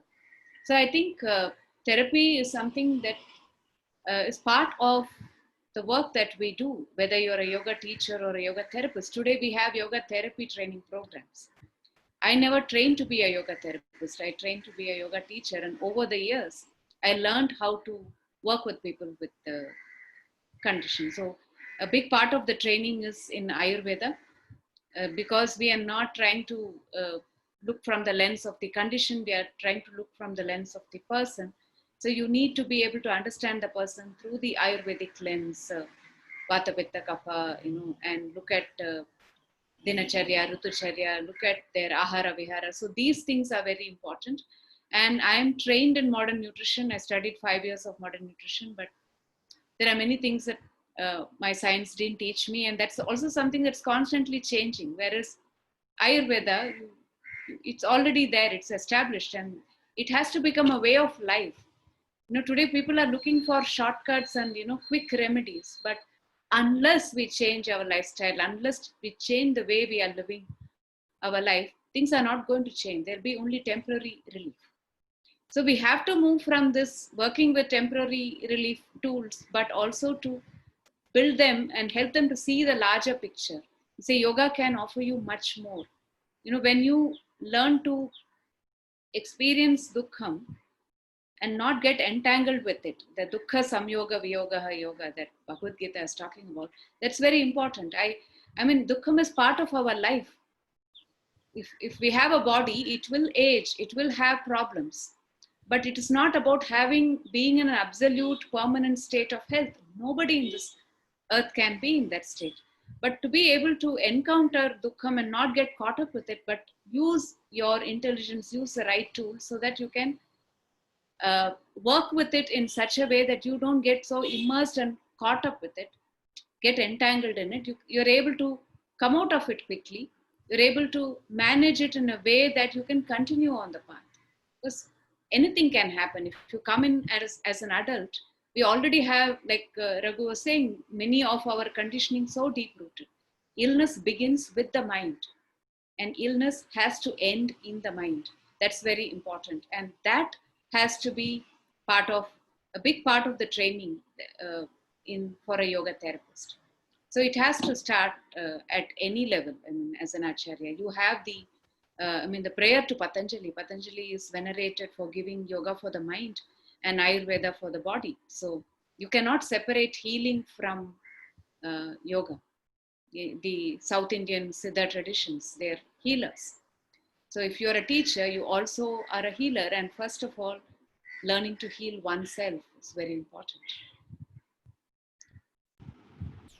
Thank you, Saraswati ji. I think it clarified a very important topic, that a yoga teacher should be also a healer. Like, that is so much like looking into even to Patanjali himself, who was belonging to Ayurveda, who was also belonging to yoga, and also people of yogam are considered to be as healers. So that is an inseparable component, and that should be an invariable part of the yoga teachers training program. So thank you very much for that. Anu, you want to To add something? No, I was just saying that also, I think a very important point that Saraswati ji made was the fact that modern systems have a certain understanding of the workings of the human body, etc. But Ayurveda adds a completely different dimension to it. So, as Katirasan ji also had mentioned, one needs to have this integrated traditional and modern knowledge systems. So then actually that brings us to our next presenter. We would like to go to Rajiv ji, because everyone is mentioning that healing and also Ayurveda should be a component of yoga teachers training program.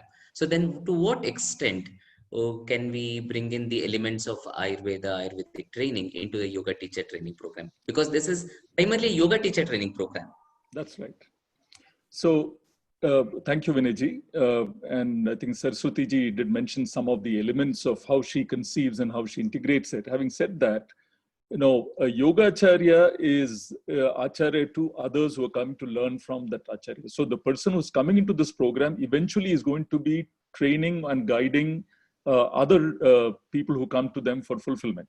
So when you look at that, one very important factor we need to understand is that every human being, when you look at it from physical, mental, spiritual aspects, we tend to compartmentalize. Even in yoga, we have taken it stages and compartmentalize. Ayurveda too, there is a preponderance of weight on the physical aspects today and when people look at it. Although very clearly the manas, the state of the manas is very clearly mentioned, but it has kind of devolved into a greater focus on physical health. But it's clearly this continuum. Why I bring this up, when you talk about healing, you can heal at the physical level by looking at the physical ailment, and you can look at, I'll come to the Vikritis and I'll quickly allude to that, but to correct the Vikriti and restore. On the other hand, somebody with a physical ailment, one of the core points about Ayurveda is that, do I empower an individual with the correct insights so that the internal insights leads to change in the mental attitudes, which in turn leads to the change in behaviors, which in turn leads to good health, swasthya. So it's the Ayurveda's Vikshana is completely about empowering the individual with the right understanding so that he can lead a life. And I mentioned earlier in my last lecture that it's this degree of balance, of dynamic balance between an individual and a dynamically changing environment. So that's a very key part. It's not a static balance. It's a dynamic homeostasis which is happening internally in response to an external thing. So why I'm bringing this up, when I talk about physical, mental, spiritual continuum, and Saraswati ji said, it changes over a period of time, but it changes with time of day, time of season, time of life. So it's a complete thing. And we can't presuppose that somebody coming for this program is 20 years old, 25 years old. There could be a 50-year-old who wants to come and become a Yogacharya. He's so capable of being a Yogacharya, right? So why would you deny a 70-year-old from being that, right? It's life fulfillment. So when I take this, there is a concept of yoga in the context of prakriti of the individual, the innate constitution. Yoga in the context of vikriti of the individual. A student comes to me with a certain set of vikriti. So Shushruta Acharya has told about and before I talk about that specific thing of dosha dhatu mala and the vriddhi chaya lakshanas, but a very important concept which in Ayurveda today is almost forgotten is the shrotasas. The 13 shrotasas which connect every part of the body, including the manovaha shrotas, which is the mental functioning. Every aspect of the mental functioning is told in a loose system called manovaha shrotas. Like that, you have annavaha shrotas. So the beauty of this systemic approach and systems thinking, as we talk about it, is so beautiful. It enables us to apply the principles in the USA. You can apply it in Germany. You can apply. That is why the principles are universal. The diseases may be contemporary, new disease still universal. So the restoration of swasthya is removing the srota rodha. That is and reversing the pathogenesis. This is what Ayurveda says. If the pathogenesis includes a mental component, you reverse the mental and the component. And I go back to the point, how we conceive it.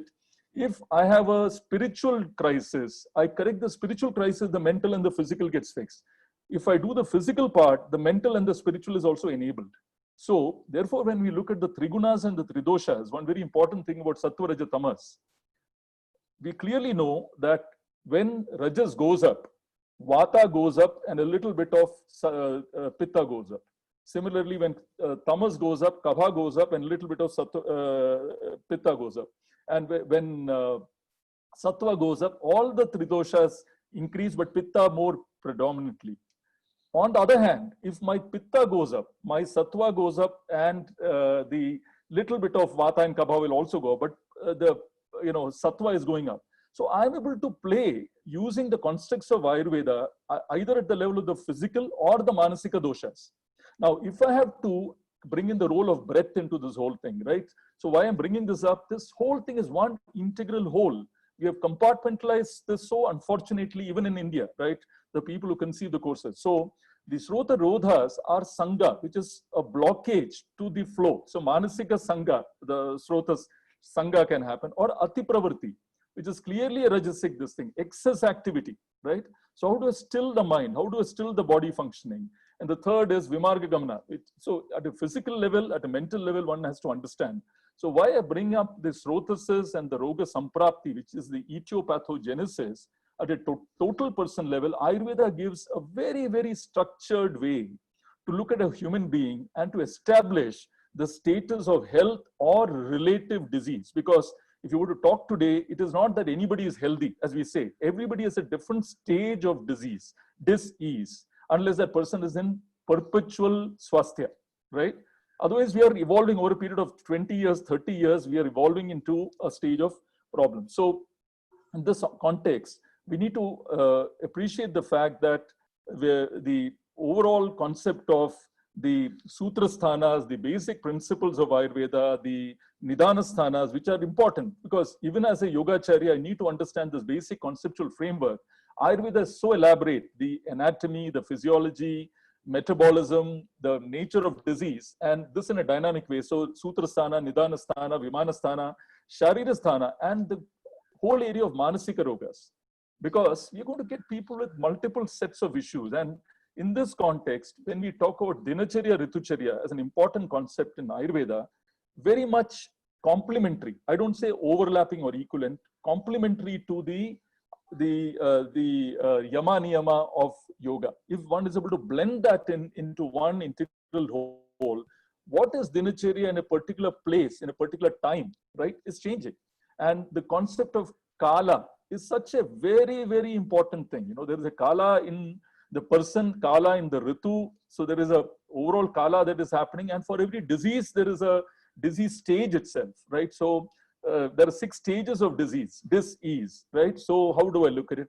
How do I look at Rogi Bala and Roga Bala? How beautiful it is. So Rogi Bala in terms of Sharira Bala, Agni Bala, and Sattva Bala. So when I treat also, I should look somebody who is slightly more weaker in Sattva. I would try to first improve that aspect. Or if it's Sharira Bala, I would look at that first, or Agni Bala. So this framework is a very, very integral, I don't just say complementary, it's an integral complementary play with the whole place of yoga.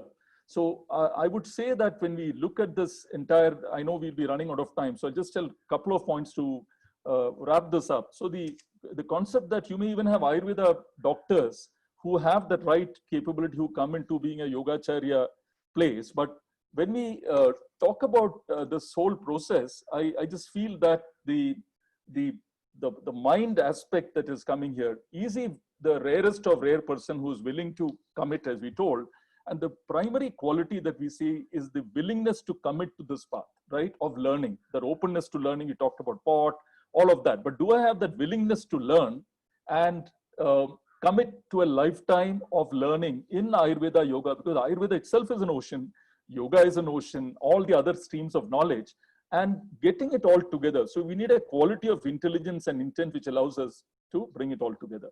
So I'll close with that, and we can definitely develop a structured approach where we integrate Ayurveda and yoga systematically. We will be taking your offer very seriously, Rajiv ji. So we will get back to you for with a request to design a course.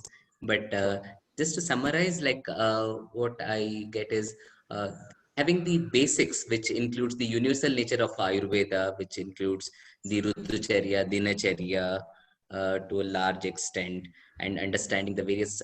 Would you say the idiopathology should also be part of it? Very much. Quickly? Very much. Very much, because as we say, stages of disease, how to really understand that, recognize that, the Vikriti Lakshanas. Yeah. So thank you very much for that. I'd now like to move on to Kathiresan ji, because we feel like on one side Ayurveda is so important, and on the other side Vedanta is also equally important, as Hariji was pointing earlier. So well-being and liberation, both are the two different expressions of the yoga world. So what elements of Vedanta should we bring into such a program, and what would be absolutely necessary to make it a part of it? Okay, thanks for the question, Vinayji. So basically we're looking at what are the competencies that we need to develop in the Yogacharya, right? That's a direct question, right? Through the lenses of Advaita Vedanta, right? So I'm answering that question very directly. Okay, so I'm using a text by Shankaracharya called the Upadesha Sahasri. Now in the Upadesha Sahasri, in the Gadya segment, Shankara defines the competencies of Advaita Vedanta teacher. All right, so in there, I've compiled 9 plus 1, all right, which is some are implicit, some are explicit in that Gadya segment of the Upadesha Sahasri. I'm going to list that very quickly in view of time so that people can go and read them on their own, and you could also have a record to even refer to it. Number 1, Marga Vyavastha.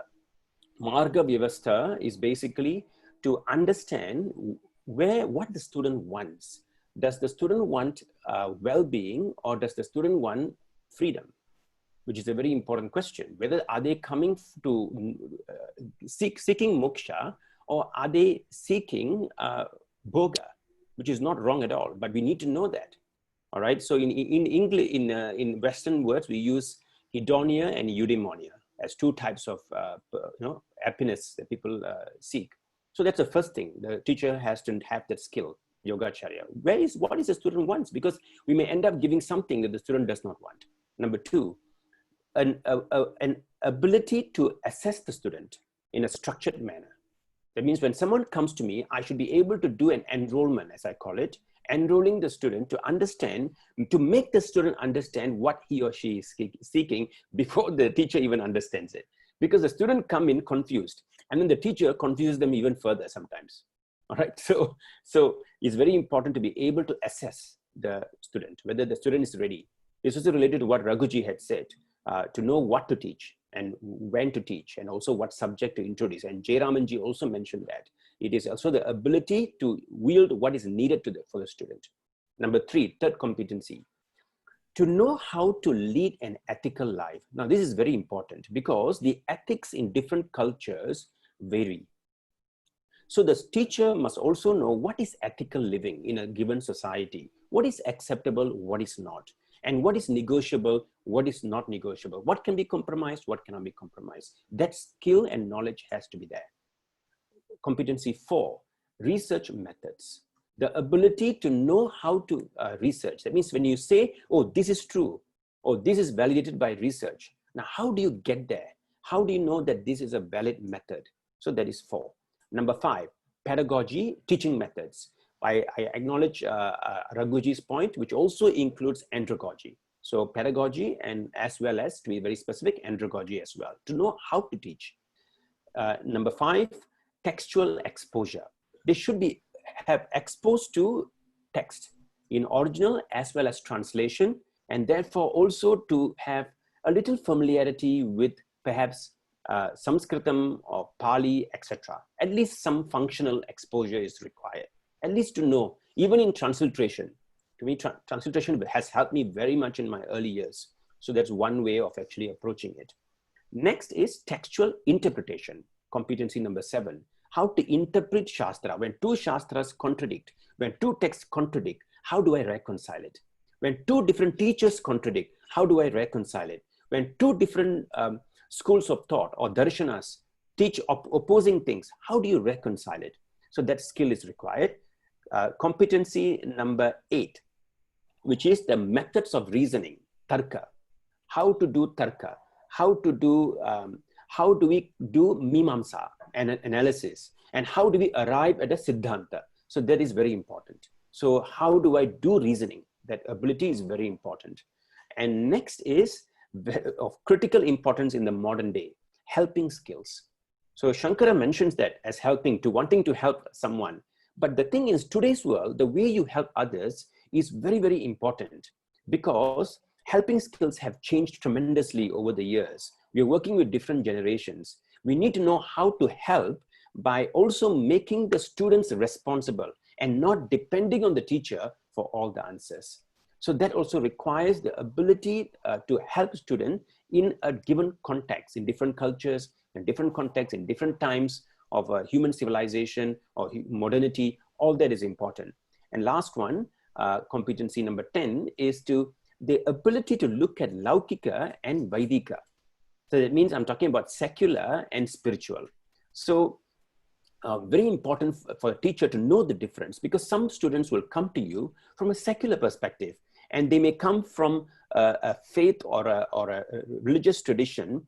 They may not entirely accept the doctrines of yoga. Now, yet, can they benefit from them? So the teacher also needs to know how to bring this in a secular perspective, in a scientific perspective, so it can also help. Because let's be very clear, we are removing dukkha, we are bringing sukha. Dukkha and sukha does not belong exclusively to a religion. It is a human experience. So because it is a human experience, therefore the teacher should be able to address sukha and dukkha from a secular perspective and also a spiritual perspective. We cannot say one is better than the other, but they are based on the needs of the students or the people who come to them. So with these 9 plus 10, which is implicit in the Upadesha Sahasri, I think is what the Advaita Vedanta tradition from which we can learn from. Thank you. Excellent, Kathirasanji. Just in a short span, you were able to quickly summarize all the required qualities of a teacher and the elements of training methodology that is required. And this also highlights two things. One is the importance of reading the text like Upadesha Sahasri, where it has already been summarized for us. And also you were also mentioning about the functional ability to read Sanskrit. So this brings to Jairamanji, who is our next speaker. So these are the two questions I have for Jairamanji, because you have been working on integrating Sanskrit with the yoga tradition. You have been writing series of articles and also presenting what are the elements that are necessary and why it is so important. So we would like you to share a few thoughts on those lines. Also, he was part of designing a course on learning yoga through Sanskritam, or learning Sanskritam with yoga. So that was again Ayurveda as well. True. Attempts. Yeah. Thank you, Vinayji, for the question.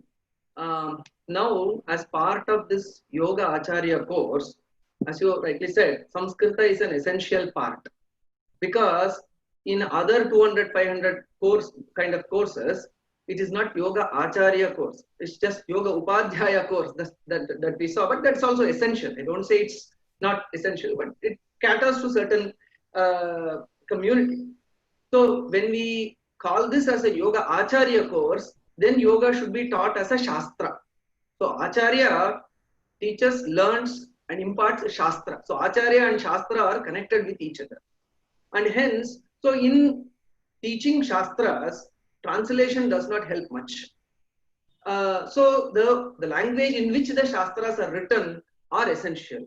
So if it is Yogacharya, then it should be Yoga Shastra, and the language that is connected to the Shastra is Samskrita. So hence that brings out the importance of Samskrita in the context of this Yogacharya program that we are discussing. Now, one more thing that I want to mention here is that I have undergone Samskrita training, so I want to push Samskrita into this. No, it's not from that perspective. Charaka, in Charaka Samhita, towards the end, he says, Ekasminnapi yasyeha shastre labdhaspada matihi sa shastram anyadapyashu yuktignatvat prabudhyate. So that's what he says. So that is a person who is an acharya, so who is undergoing this training, so he will be able to fathom the other. So at the end of the text he is saying, so which means that so many things have been stated in this text, The Shastra does not end with this text alone. There are other components or other aspects of this Shastra. And then there may be other Shastras which are connected to this Shastra. Just now we are discussing Yoga and Ayurveda. So one Shastra is not compartmental. So one Shastra has to be connected with the other Shastra. So how does a person qualify to be able to access the unmentioned aspect of any Shastra or any other relevant connected Shastra? Yuktignatvat prabudhyate. A person who is armed with certain yuktis, certain devices, certain tools, then he will be able to fathom the unmentioned aspects of any given Shastra in texts and also connect it with other Shastras. Anya Shastram api ashu prabudhyate. So from that point of view, to make a Yogacharya more empowered to understand more aspects of his own Shastra and also connect with other Shastras like Ayurveda, Bhasha Jnana, especially Samskrita Jnana is essential. So going by this teaching of Yukti Jnatva is very important. Bhasha is also another Yukti. Bhasha, learning of knowledge. Samskrita is another Yukti that helps a person to connect these two Shastras. And then one more point is, Samskrita is not just a Bhasha. There are other dimensions to Samskrita also. Because with the language comes the samskaras.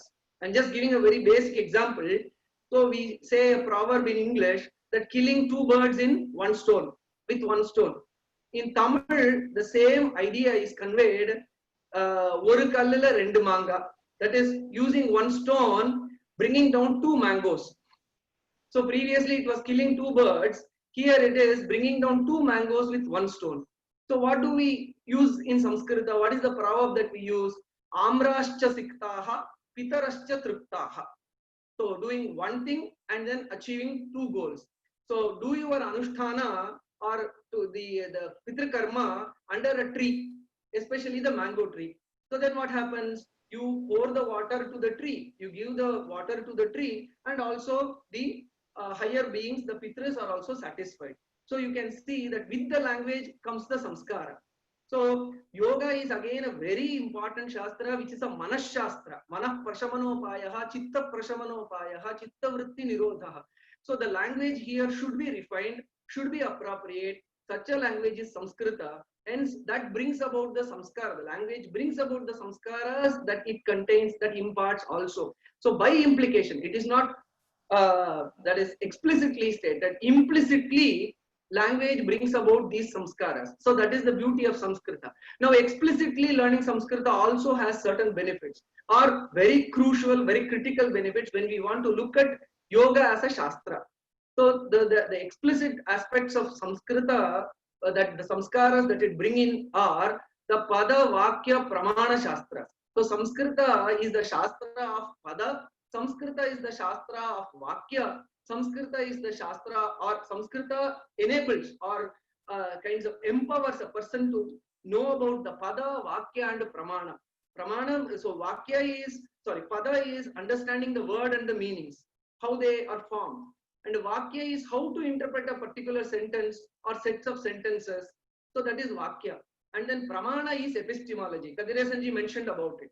So when we learn Samskrita, we acquire the capabilities of pada. What is the meaning? So in yoga, we see meanings of the words. So that's very critical aspect. So there are so many Samskrita terms that are used, prana, and then the various names of asanas that are used. So words are very important. And then vakya, how do we interpret vakyas? So that comes better with a samskara of Samskrita. So I'll just quote one quick example. For example, in the Sitkari technique in Hatha Yoga Pradipika, we see Sitkam kuryat tatha vaktre granenaiva vijrambhikam evam abhyasa yogena kamadevo dvitiyakaha. This is the verse that we see. So there only two components are mentioned. So through the mouth inhale and with the seat sound, and then through the nostril exhale. The text speaks only that much. Hatha Yoga Pradipika speaks only that much. Then a question will come, is there a kumbhaka component in this? So there is an inhale component through the mouth and then an exhale component through the nostril. Is the natural question that will come in the mind of any practitioner is there a kumbhaka component in this? So how do I know this? How do I verify this? Then comes the Vakya Shastra Samskara, where we see, so what are the previous Vakyas in the text? We see that, oh, the previous Vakyas, previous sentences in this text show that this is a Kumbhaka Prakarana. This is a section that has priorly started with describing the Ashta Kumbhakas. And Sitkari is a part of that Kumbhaka discussion. So, though the verse does not explicitly mention about the Kumbhaka component, by the very context of the prior sentences and the position of that Sitkari, then we can understand that so Kumbhaka component is also essential there. So inhale, hold, and then exhale. So even without mentioning, so the implied Kumbhaka is known by the mere Vakya Samskara that we gain. And this is also explicitly clarified by the commentator also. So this is based on the Vakya interpretation technique. And the third and most important component of learning Samskrita that brings in is how to use the pramanas. So we think that we are capable of using all our pramanas to the best capability. Of course, to a great extent we are. But the Shastras also teach how we should use the pramanas. For example, I'll just present one more example and briefly conclude what I intend to convey. So so inference is an important pramana, anumana. So pratyaksha, anumana, agama. So how to use the inference? So inference is normally used to connect the cause and effect. I should be able to connect the cause and effect very important in a very correct manner, and that is very critical in yoga therapy also. So we should be able to connect the cause and effect correctly.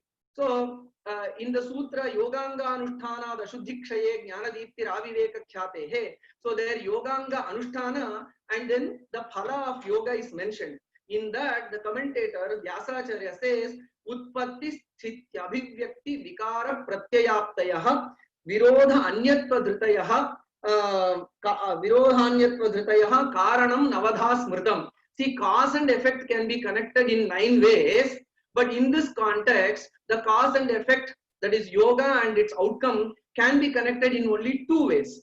So, how to use the pramana? So, yoga is an utpatti karana of aklishta samskaras, and yoga is a prapti karana. Yoga is a prapti karana, that is attainment of self-realization. So, that is so among the 9 karanas. Yoga is a prapti karana, and also yoga is a viyoga karana. So the cause and effect between yoga and its result can only be in 2 ways. Yoga as a prapti karana, yoga and as a viyoga karana. So what is the viyoga that happens through yoga? The kleshas and other things, connected things. And then what is the prapti karana? Swarupa avasthanam. So that is attained. So here, though the cause and effect can be connected in so many ways, Acharya Vyasa says these are the 9 possible ways, but the cause and effect has to be connected only in 2 ways here. So the Shastra, the study of Samskrita text, also bring about how to use the pramana. Inference, what are the boundaries of inference, how it has to be used. So all that knowledge comes. But unfortunately, we have this dog yoga, partner yoga, etc. because the cause and effect are not connected properly. So how to use the pramana, that is not taught, or that samskara has not come to us through the Shastra, then the cause and effect connection goes to a tailspin. So that's the difficulty. So all these can be brought about by a little, or by some Samskrita samskara. If it is brought about, there is intrinsic prayojana, the intrinsic implied samskaras that are brought about, and then explicitly the pada vakya pramana capability is also brought about. Now another question will come. I'll just address this and then end. So initially Hariji said that it might be a 11-month program or 12-month program, etc. So many values are there for Samskrita. How do we fit it in a course with a specific time frame? Of course, this is a lifelong experience. Shastram. So Ananta Shastram Bahuvedittavyam. That's what it is said in our Shastra. So Shastras are endless. One can learn it in an endless manner, but still a time frame is required. So in this limited time frame, or whatever time frame is fixed, how can this Samskrita samskara, implicit and explicit Samskrita samskara, be brought about in this proposed yoga Acharya course? To that, as was indicated by or mentioned by Subhuji, we see that we have worked on yogasya bhasha, yoga dwara Sanskritam and Sanskrita dwara yoga. People who are aware of a little bit of Sanskrita, they can learn yoga more. And then people who are in the field of yoga, they want to get this implicit, explicit Samskrita Samskara, they can also be benefited by this Yogasya Bhasha. With Krishnamacharya Yoga Mandiram, the Literary Research Division and Samskrita Promotion Foundation, we worked and then brought about 4-level course. So a couple of levels, it's a self-learning material. So as part of this Yogacharya course, 1 or 2 levels of this self-learning course can be taken, and then later, as it is self-learning, the 3rd and 4th level the student can explore on his own. So that is one point. So to get the pada aspect of Sanskrita, this can be done. Regarding the pramana and vakya aspect of Sanskrita to be built into the yoga in a practical way in this Yogacharya course, what can be done is study Yoga Sutras with one simple basic Sanskrita commentary. For example, Yoga Sudhakara commentary of Sadashiva Brahmendra. It is called as, the process is called as Pankti Unnayana. So the teacher will read each and every sentence. No sentence will be skipped. No word will be skipped. No discussion will be skipped. Each and every sentence will be read out, and then there will be a discussion between the student and teacher. All the concepts, the context, the word meaning, everything will be connected. And the how to interpret the sentence and what are the pramanas that are used, all that is part of. So Vakya and Pramana Shastras are built into the study of any commentary.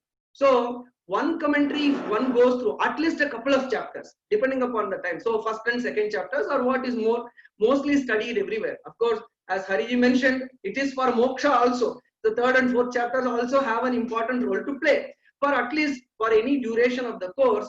So 1 or 2 levels of Yogasya Bhasha and at least 1 or 2 chapters of any Sanskrita commentary with Yoga Sutra should be read. Then what happens is these samskaras of Pada, Vakya, Pramana of Sanskrita is beautifully can be imbibed. So that's what I felt, I experienced in my Gurukula life also. Thank you very much. Bahut dhanyawadaha Jairam Bhata for highlighting the importance of Sanskrit. And I think what is very valuable in your sharing is the fact that it's not only the need to know the language, but also the paddhati or the methodology that that the Shastric tradition has brought forth through this language in a very extensive manner. And I think that is a training that is worthwhile for the Yogacharya to have in order to become a more complete person, and also to acquire a lens to look at the different knowledge traditions through this particular understanding of a very systematic development of, like you said, the word, the meaning, and therefore the action that will follow from there. So very, very valuable suggestions that you have given. And we also know that it's not that this yogic knowledge cannot take place without Sanskrit. That is not being said. This realization is beyond language. And if one doesn't have the language, doesn't in any way serve as a handicap. But I think what you very effectively communicated is that this language is also a very valuable tool. As I tried to present the other day, that it is a yoga in itself, and therefore can allow yoga teachers, especially, a direct access to the authentic knowledge traditions, yogic traditions, and having the power to do that is also a great grounding to proceed confidently on the yogic path. Otherwise, one is dependent on translations, and sometimes it leaves the teachers with a lot of uncertainty. So if one wants a firm grounding in order to present this particular knowledge tradition, then Sanskrit plays an invaluable role, I would say. So very grateful the way you presented the entire subject here. So, in fact, to add to that, I think even to make simple pronunciations, chantings, Sanskrit becomes so helpful. Otherwise, on a lighter side, I say, if you don't get to pronounce the Hatha Yoga properly, probably the distortion will start from there and it will become hot yoga. That's just on a lighter side. But continuing the quest, since we have Sujata ji with us, though this was not planned, but yet see, we had the fortune of having her. So there's one component that we really find it's important as a yoga teacher, because he or she constantly needs to interact with the students, with the society at large. So speaking, communicating, and also has to don the role of a counselor. So some training might be necessary in that regard. So can I request Sujata ji just to share quickly a couple of thoughts in this regard?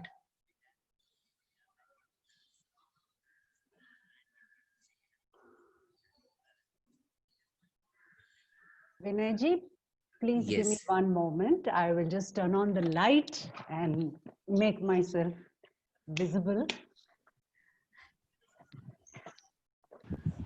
Jatadi, we were enlightened enough by you yesterday. I'm joking. We were greatly enlightened by your sharing yesterday. Meanwhile, we would like to place and record our gratitude to Alan. Alan had to leave because of some other commitment, and also since we are extending the time, it got delayed. Even Raghuji needs to leave, so we are very grateful to Raghuji, Alan, and all the other teachers. But again, we'll be thanking you all once again. But yeah, so thank you very much, Raghuji, for Sorry, I joining us and sharing your have another insights. call starting in a few minutes. Sure. Yeah, I'm very sorry. Yeah. Thank you so much. Is there anything, one last message that you would like to share and leave? No, I think what you're doing is fantastic, like I said before. Ma. So you just let me know what you want me to do for you. Thank you. Thank you Yeah, so much. Yeah. all the best. Yeah, all the best. Yeah.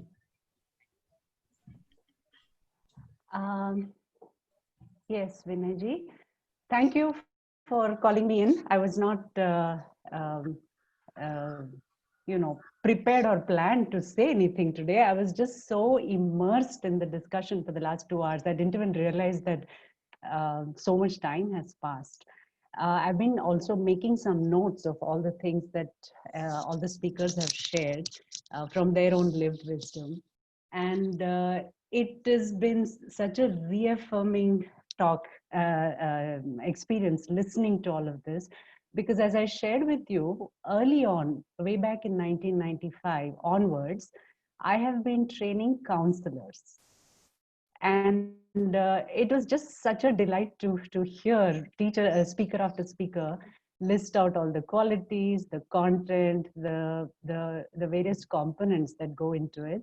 So I want to humbly offer that I have ready-made programs which transmit through an experiential methodology the critical components of, see, if you put all these things together, one highlight is empathy, which has two components. One is the perception of dukkha in the world and the great need to be of help in that space, how to make the person feel better. And the other thing is the ability to interconnect all the dots, not just about the issue that the student or the client is presenting, but also in terms of your own imbibing of knowledge itself. So how do you evolve along with the student, along with the client? In fact, I've always said this whenever I've spoken in different places, that who I am today has very little to do with my own study or my own reading. It has everything to do with all the clients who have come and shared their life with me. It's just in being able to tune in and listen. So when we are talking about Acharya training, the way you engage with the client also enriches you. So that intersubjective approach of, observer and observed, both are in this communion with each other. How do you enable that in an embodied way, not in a theoretical way? So that is something, the program exists. Pre-corona, it used to be conducted in a physical space. Last 3-4 months, piece by piece, I've been trying to, make it also viable online. Certain things are possible.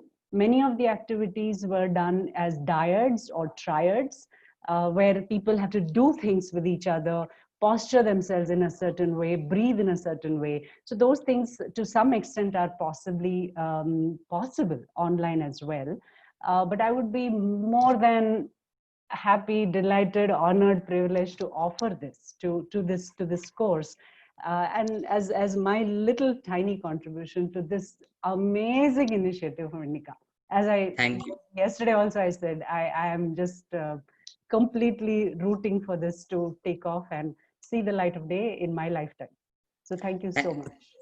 Thank you, Sujata ji. Yeah. We have exceeded by half an hour, and we have Rajiv ji, Saraswati ji, and Jairaman ji all waiting because they have other commitments. Saraswati ji, would you like to share anything before you need to leave? One message. I'm very excited about this possibility of creating something in a very holistic manner and really bringing people back to the roots of yoga. And I think that's very exciting and very happy to be part of it in any way possible. Thank you. Thank you, Saraswati ji. Thank you for joining us. We are grateful. Harikiran ji,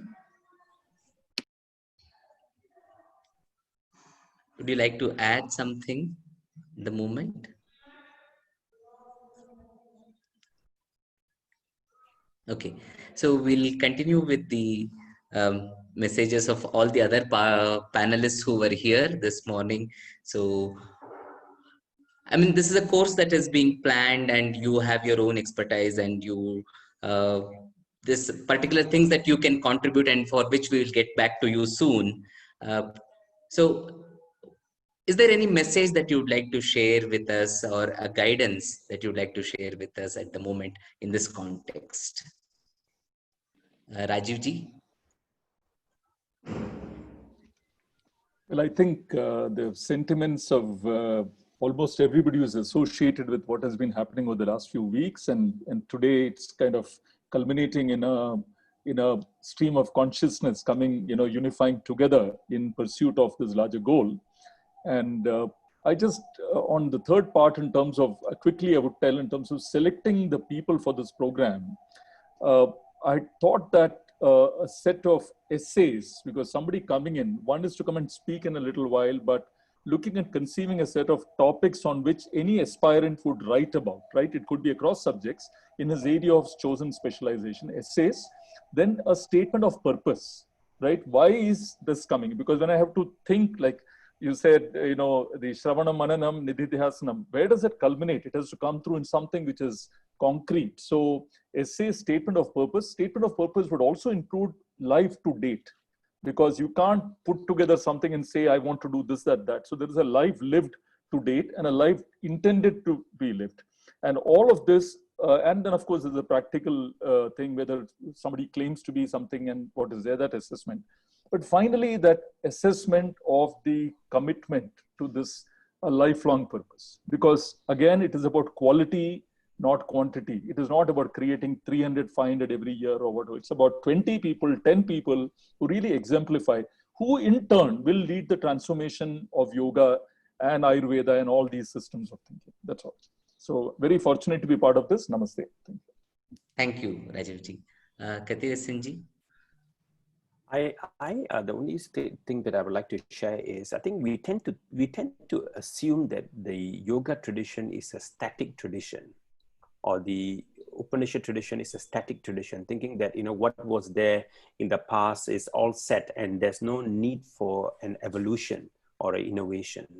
I think that is perhaps a presumption that many of us have. But if you look at the yoga tradition, in the last 1,000 years especially, there has been tremendous innovation and evolution, but not straying away from the tradition. So it's like it's evolved on the bedrock of the tradition, and then again the new product or a refined teaching gets again refined further. That's why you have so many Hatha Yoga Shastras. The asanas have evolved. There are more asanas in the later text than the earlier text. So that also means that this Yogacharya program should also be part of this evolution and part of this innovation. That means, again, we are leaning onto what is available right now, and then we are also contributing to the world based on what is needed right now. So this is not going to be out of the tradition. it is again part of that whole beautiful tradition of evolution and innovation. And I think that is integral to the authenticity of this program. That's all I want to share. Thank you. Thank you very much, Kathirasanji, because sometimes we might tend to believe that, okay, this is all the tradition and we have to just to be the carriers of the tradition. No, we have to be the people who are really the worthy continuers. I mean, the people who continue the tradition, who are able to bequeath the tradition and also make it a living tradition to the future generation. So thank you very much for highlighting that aspect. Now I'd like to come to Jairamanji. The last one. So the last idea that I would like to convey is, one thing is the Yogacharya program. So I'm just centered on this point. So yeah, it doesn't, as we see in other many important courses, that the certificate itself or the course itself should come with an expiry date. That is, the knowledge in yoga should be constantly updated. So if one finishes at the Yogacharya course, it doesn't mean that he becomes an Yogacharya. So that continued engagement with Yogacharyas. So that is very essential. So the Yogacharya program, as when it is instituted, it should also have in perspective the continued education programs. So by which the textual immersions are conducted, connection with various other shastras are conducted. Only then, so a systematic raise of levels in standards can be brought about in yoga teachers, yoga practitioners. So in that component, so towards that component, learning of Sanskrita during the course and also having continuous textual immersions even after the course in regular durations will add more value. So these are the points that I would like to. Thank you very much, Jairamanji, for again bringing the importance of Sanskrit. So with this is an aspiration for us at the moment to bring in the best of all these streams and put together a dream course in a way as Yogacharya. Subhuji, you wanted to add quickly something? Before you give the concluding remarks, I would like to just bring a basic concern here overall, of course, with which the whole thing got started. It's like, today in any other education, any other system, for example, it could be science or arts or anything, when somebody does a basic education, the focus is to learn. And of course, career is very important. What they would do after that, that end result is very important, but more on the focus is on to get a graduation or education. And not everybody who would do a graduation would, end up doing something. We see many people who are, mothers or, family, who run the family and who do something else for profession, also learning something for a passion. Unfortunately, this trend is getting diverted, changed in the field of yoga. That when somebody comes to learn yoga, it is not just to learn yoga for the knowledge, but just want to become a teacher. So that has become the focus, unfortunately, during all this years. The more yoga has become popular, but when I, especially after this COVID situation started, lockdown started, I've been getting various phone calls from various people who would say, I want to do a yoga teachers training program. So I would ask, what have you been doing? Suddenly how this came? No, I have been a IT professional, or I have been doing something. There is a challenge in my position, the challenge in my job, that I see that yoga is something which is having a very good scenario today. So I want to take it up. No doubt yoga benefits everybody, to all people. So learning and applying in life is very important. But just because you have a challenge in, everybody, all of us at one point of time, as somebody, Raghuji and all said, we have been doing something, and that this Jignasatva or the Mumukshutva, all those, the Sadhakatva, brought us to a traditional guru and an institute, a Gurukulam, and then to learn from there. But not just because you look for a career opportunity. So I think that's where very clearly Shri Jairamanji brought out the distinction between being an Upadhyaya and Acharya as well. Acharya. As Krishna also says, we have Artha, Artharthi, Jignasu and Jnani. So the Artha can go to a yoga therapy, or whatever psychological thing, or just the physical part of the asanas and all those things just to do there. And then an Artharthi who wants to make a living with yoga also can have properly educated and then become a certified Upadhyaya. And then of course, after some time, has to climb the ladder to become an Acharya. So I think even this should become a gradual move, and not just suddenly, okay, because we would announce a course. So, somebody would just like that, go and then think of this as an opportunity to, get this title of being, Acharya. I've always seen sometimes in the field of yoga, just the titles, which functions organized and just being given the titles, it's easy to get a Yoga Ratna or all those things, which is very quite common, which has become, through all these events and competitions. People come to us are saying, we are event organizers, we are organizing a yoga event, we would give you a title of Yogacharya or yoga. So that's very unfortunate situation which has developed today, and they don't have anything to do with yoga at all, all those things. I think that is where the right move from, a team like this, which have come together to offer this. And people should also, before doing this, should also think, am I, really in the state of taking this up? Where should I start? Should I start by learning yoga as such first, to go into learning yoga, and as a sadhana, should I start? And then after feeling the need for imbibing more of these, living this, and then sharing it to others. So be and make, as rightly what Swami Vivekananda said, or be good and do good, as what Swami Shivananda said, Atmano Mokshartam Jagat Hitayacha, as the Upanishads have said. I think this is the right understanding. We should understand and go ahead in this journey of yoga. Thank you, Subbuji, for highlighting a few aspects. Like the system should also recognize the needs of various seekers. So that kind of gradation should also be kept in mind while designing a course, which can gradually lead up to a larger certification or a larger recognition, but also it could have minor components too as a part of it. Yeah. So thank you very much. We are extremely grateful to all our panelists today who were here and sharing their wisdom, and who were available to us even though we reached out to them at a very short notice. So extremely grateful. Thank you all for making this journey a blessed journey, because the presence of all of you made this a very, very interesting, insightful, and a highly rewarding journey. So thank you all once again. I would like to request Kotip ji to kindly present us the valedictory program, and I'll also have to make an announcement regarding the other program that we are planning to offer. Kotip ji, can I request you to kindly show us? So, as all beautiful things should come to a close or a pause for that matter. So this evening we'll be concluding this global festival of yoga, and we are blessed to have the presence of Dr. R. Nagaratna.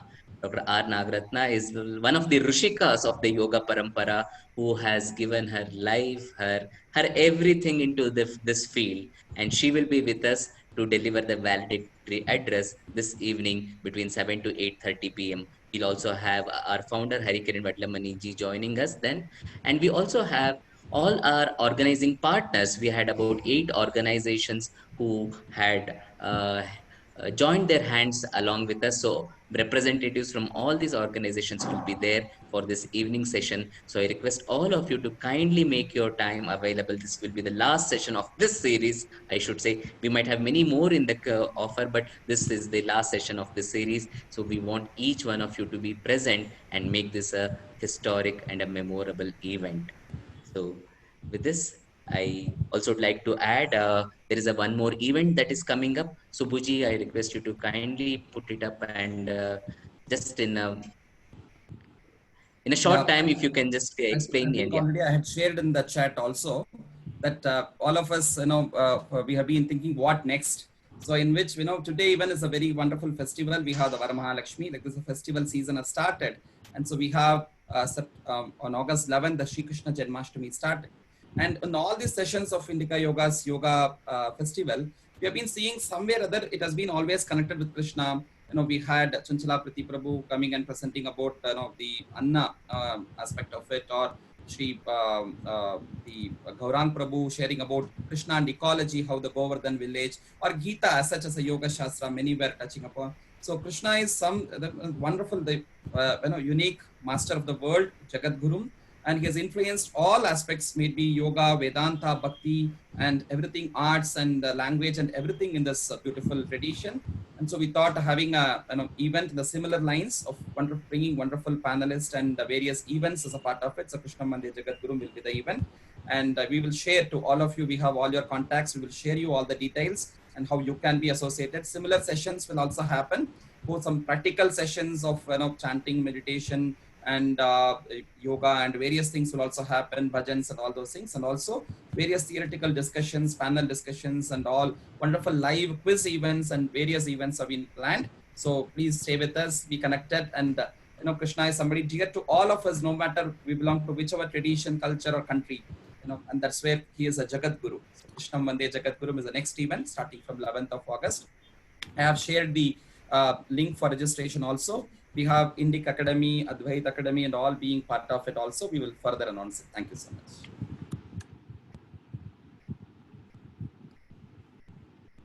Yeah, just again, it's a very, almost like a very emotional moment for all of us, all the loving comments that are coming our way. So I just would like to add a final note that what we are doing is only a Purnahuti of one Mahayajna. But there are many more Mahayajnas to come that will help us to achieve greater degrees of connection with us, which is the objective of yoga. So please stay with us and join us for this Purnahuti this evening. Please invite as many as you can to be part of this collective offering and aspiration. With these few words, I request Vinayji to kindly conclude. Thank you. Bahut dhanyawadaha. Grateful from the bottom of our hearts. Namaste. Shubha dinam.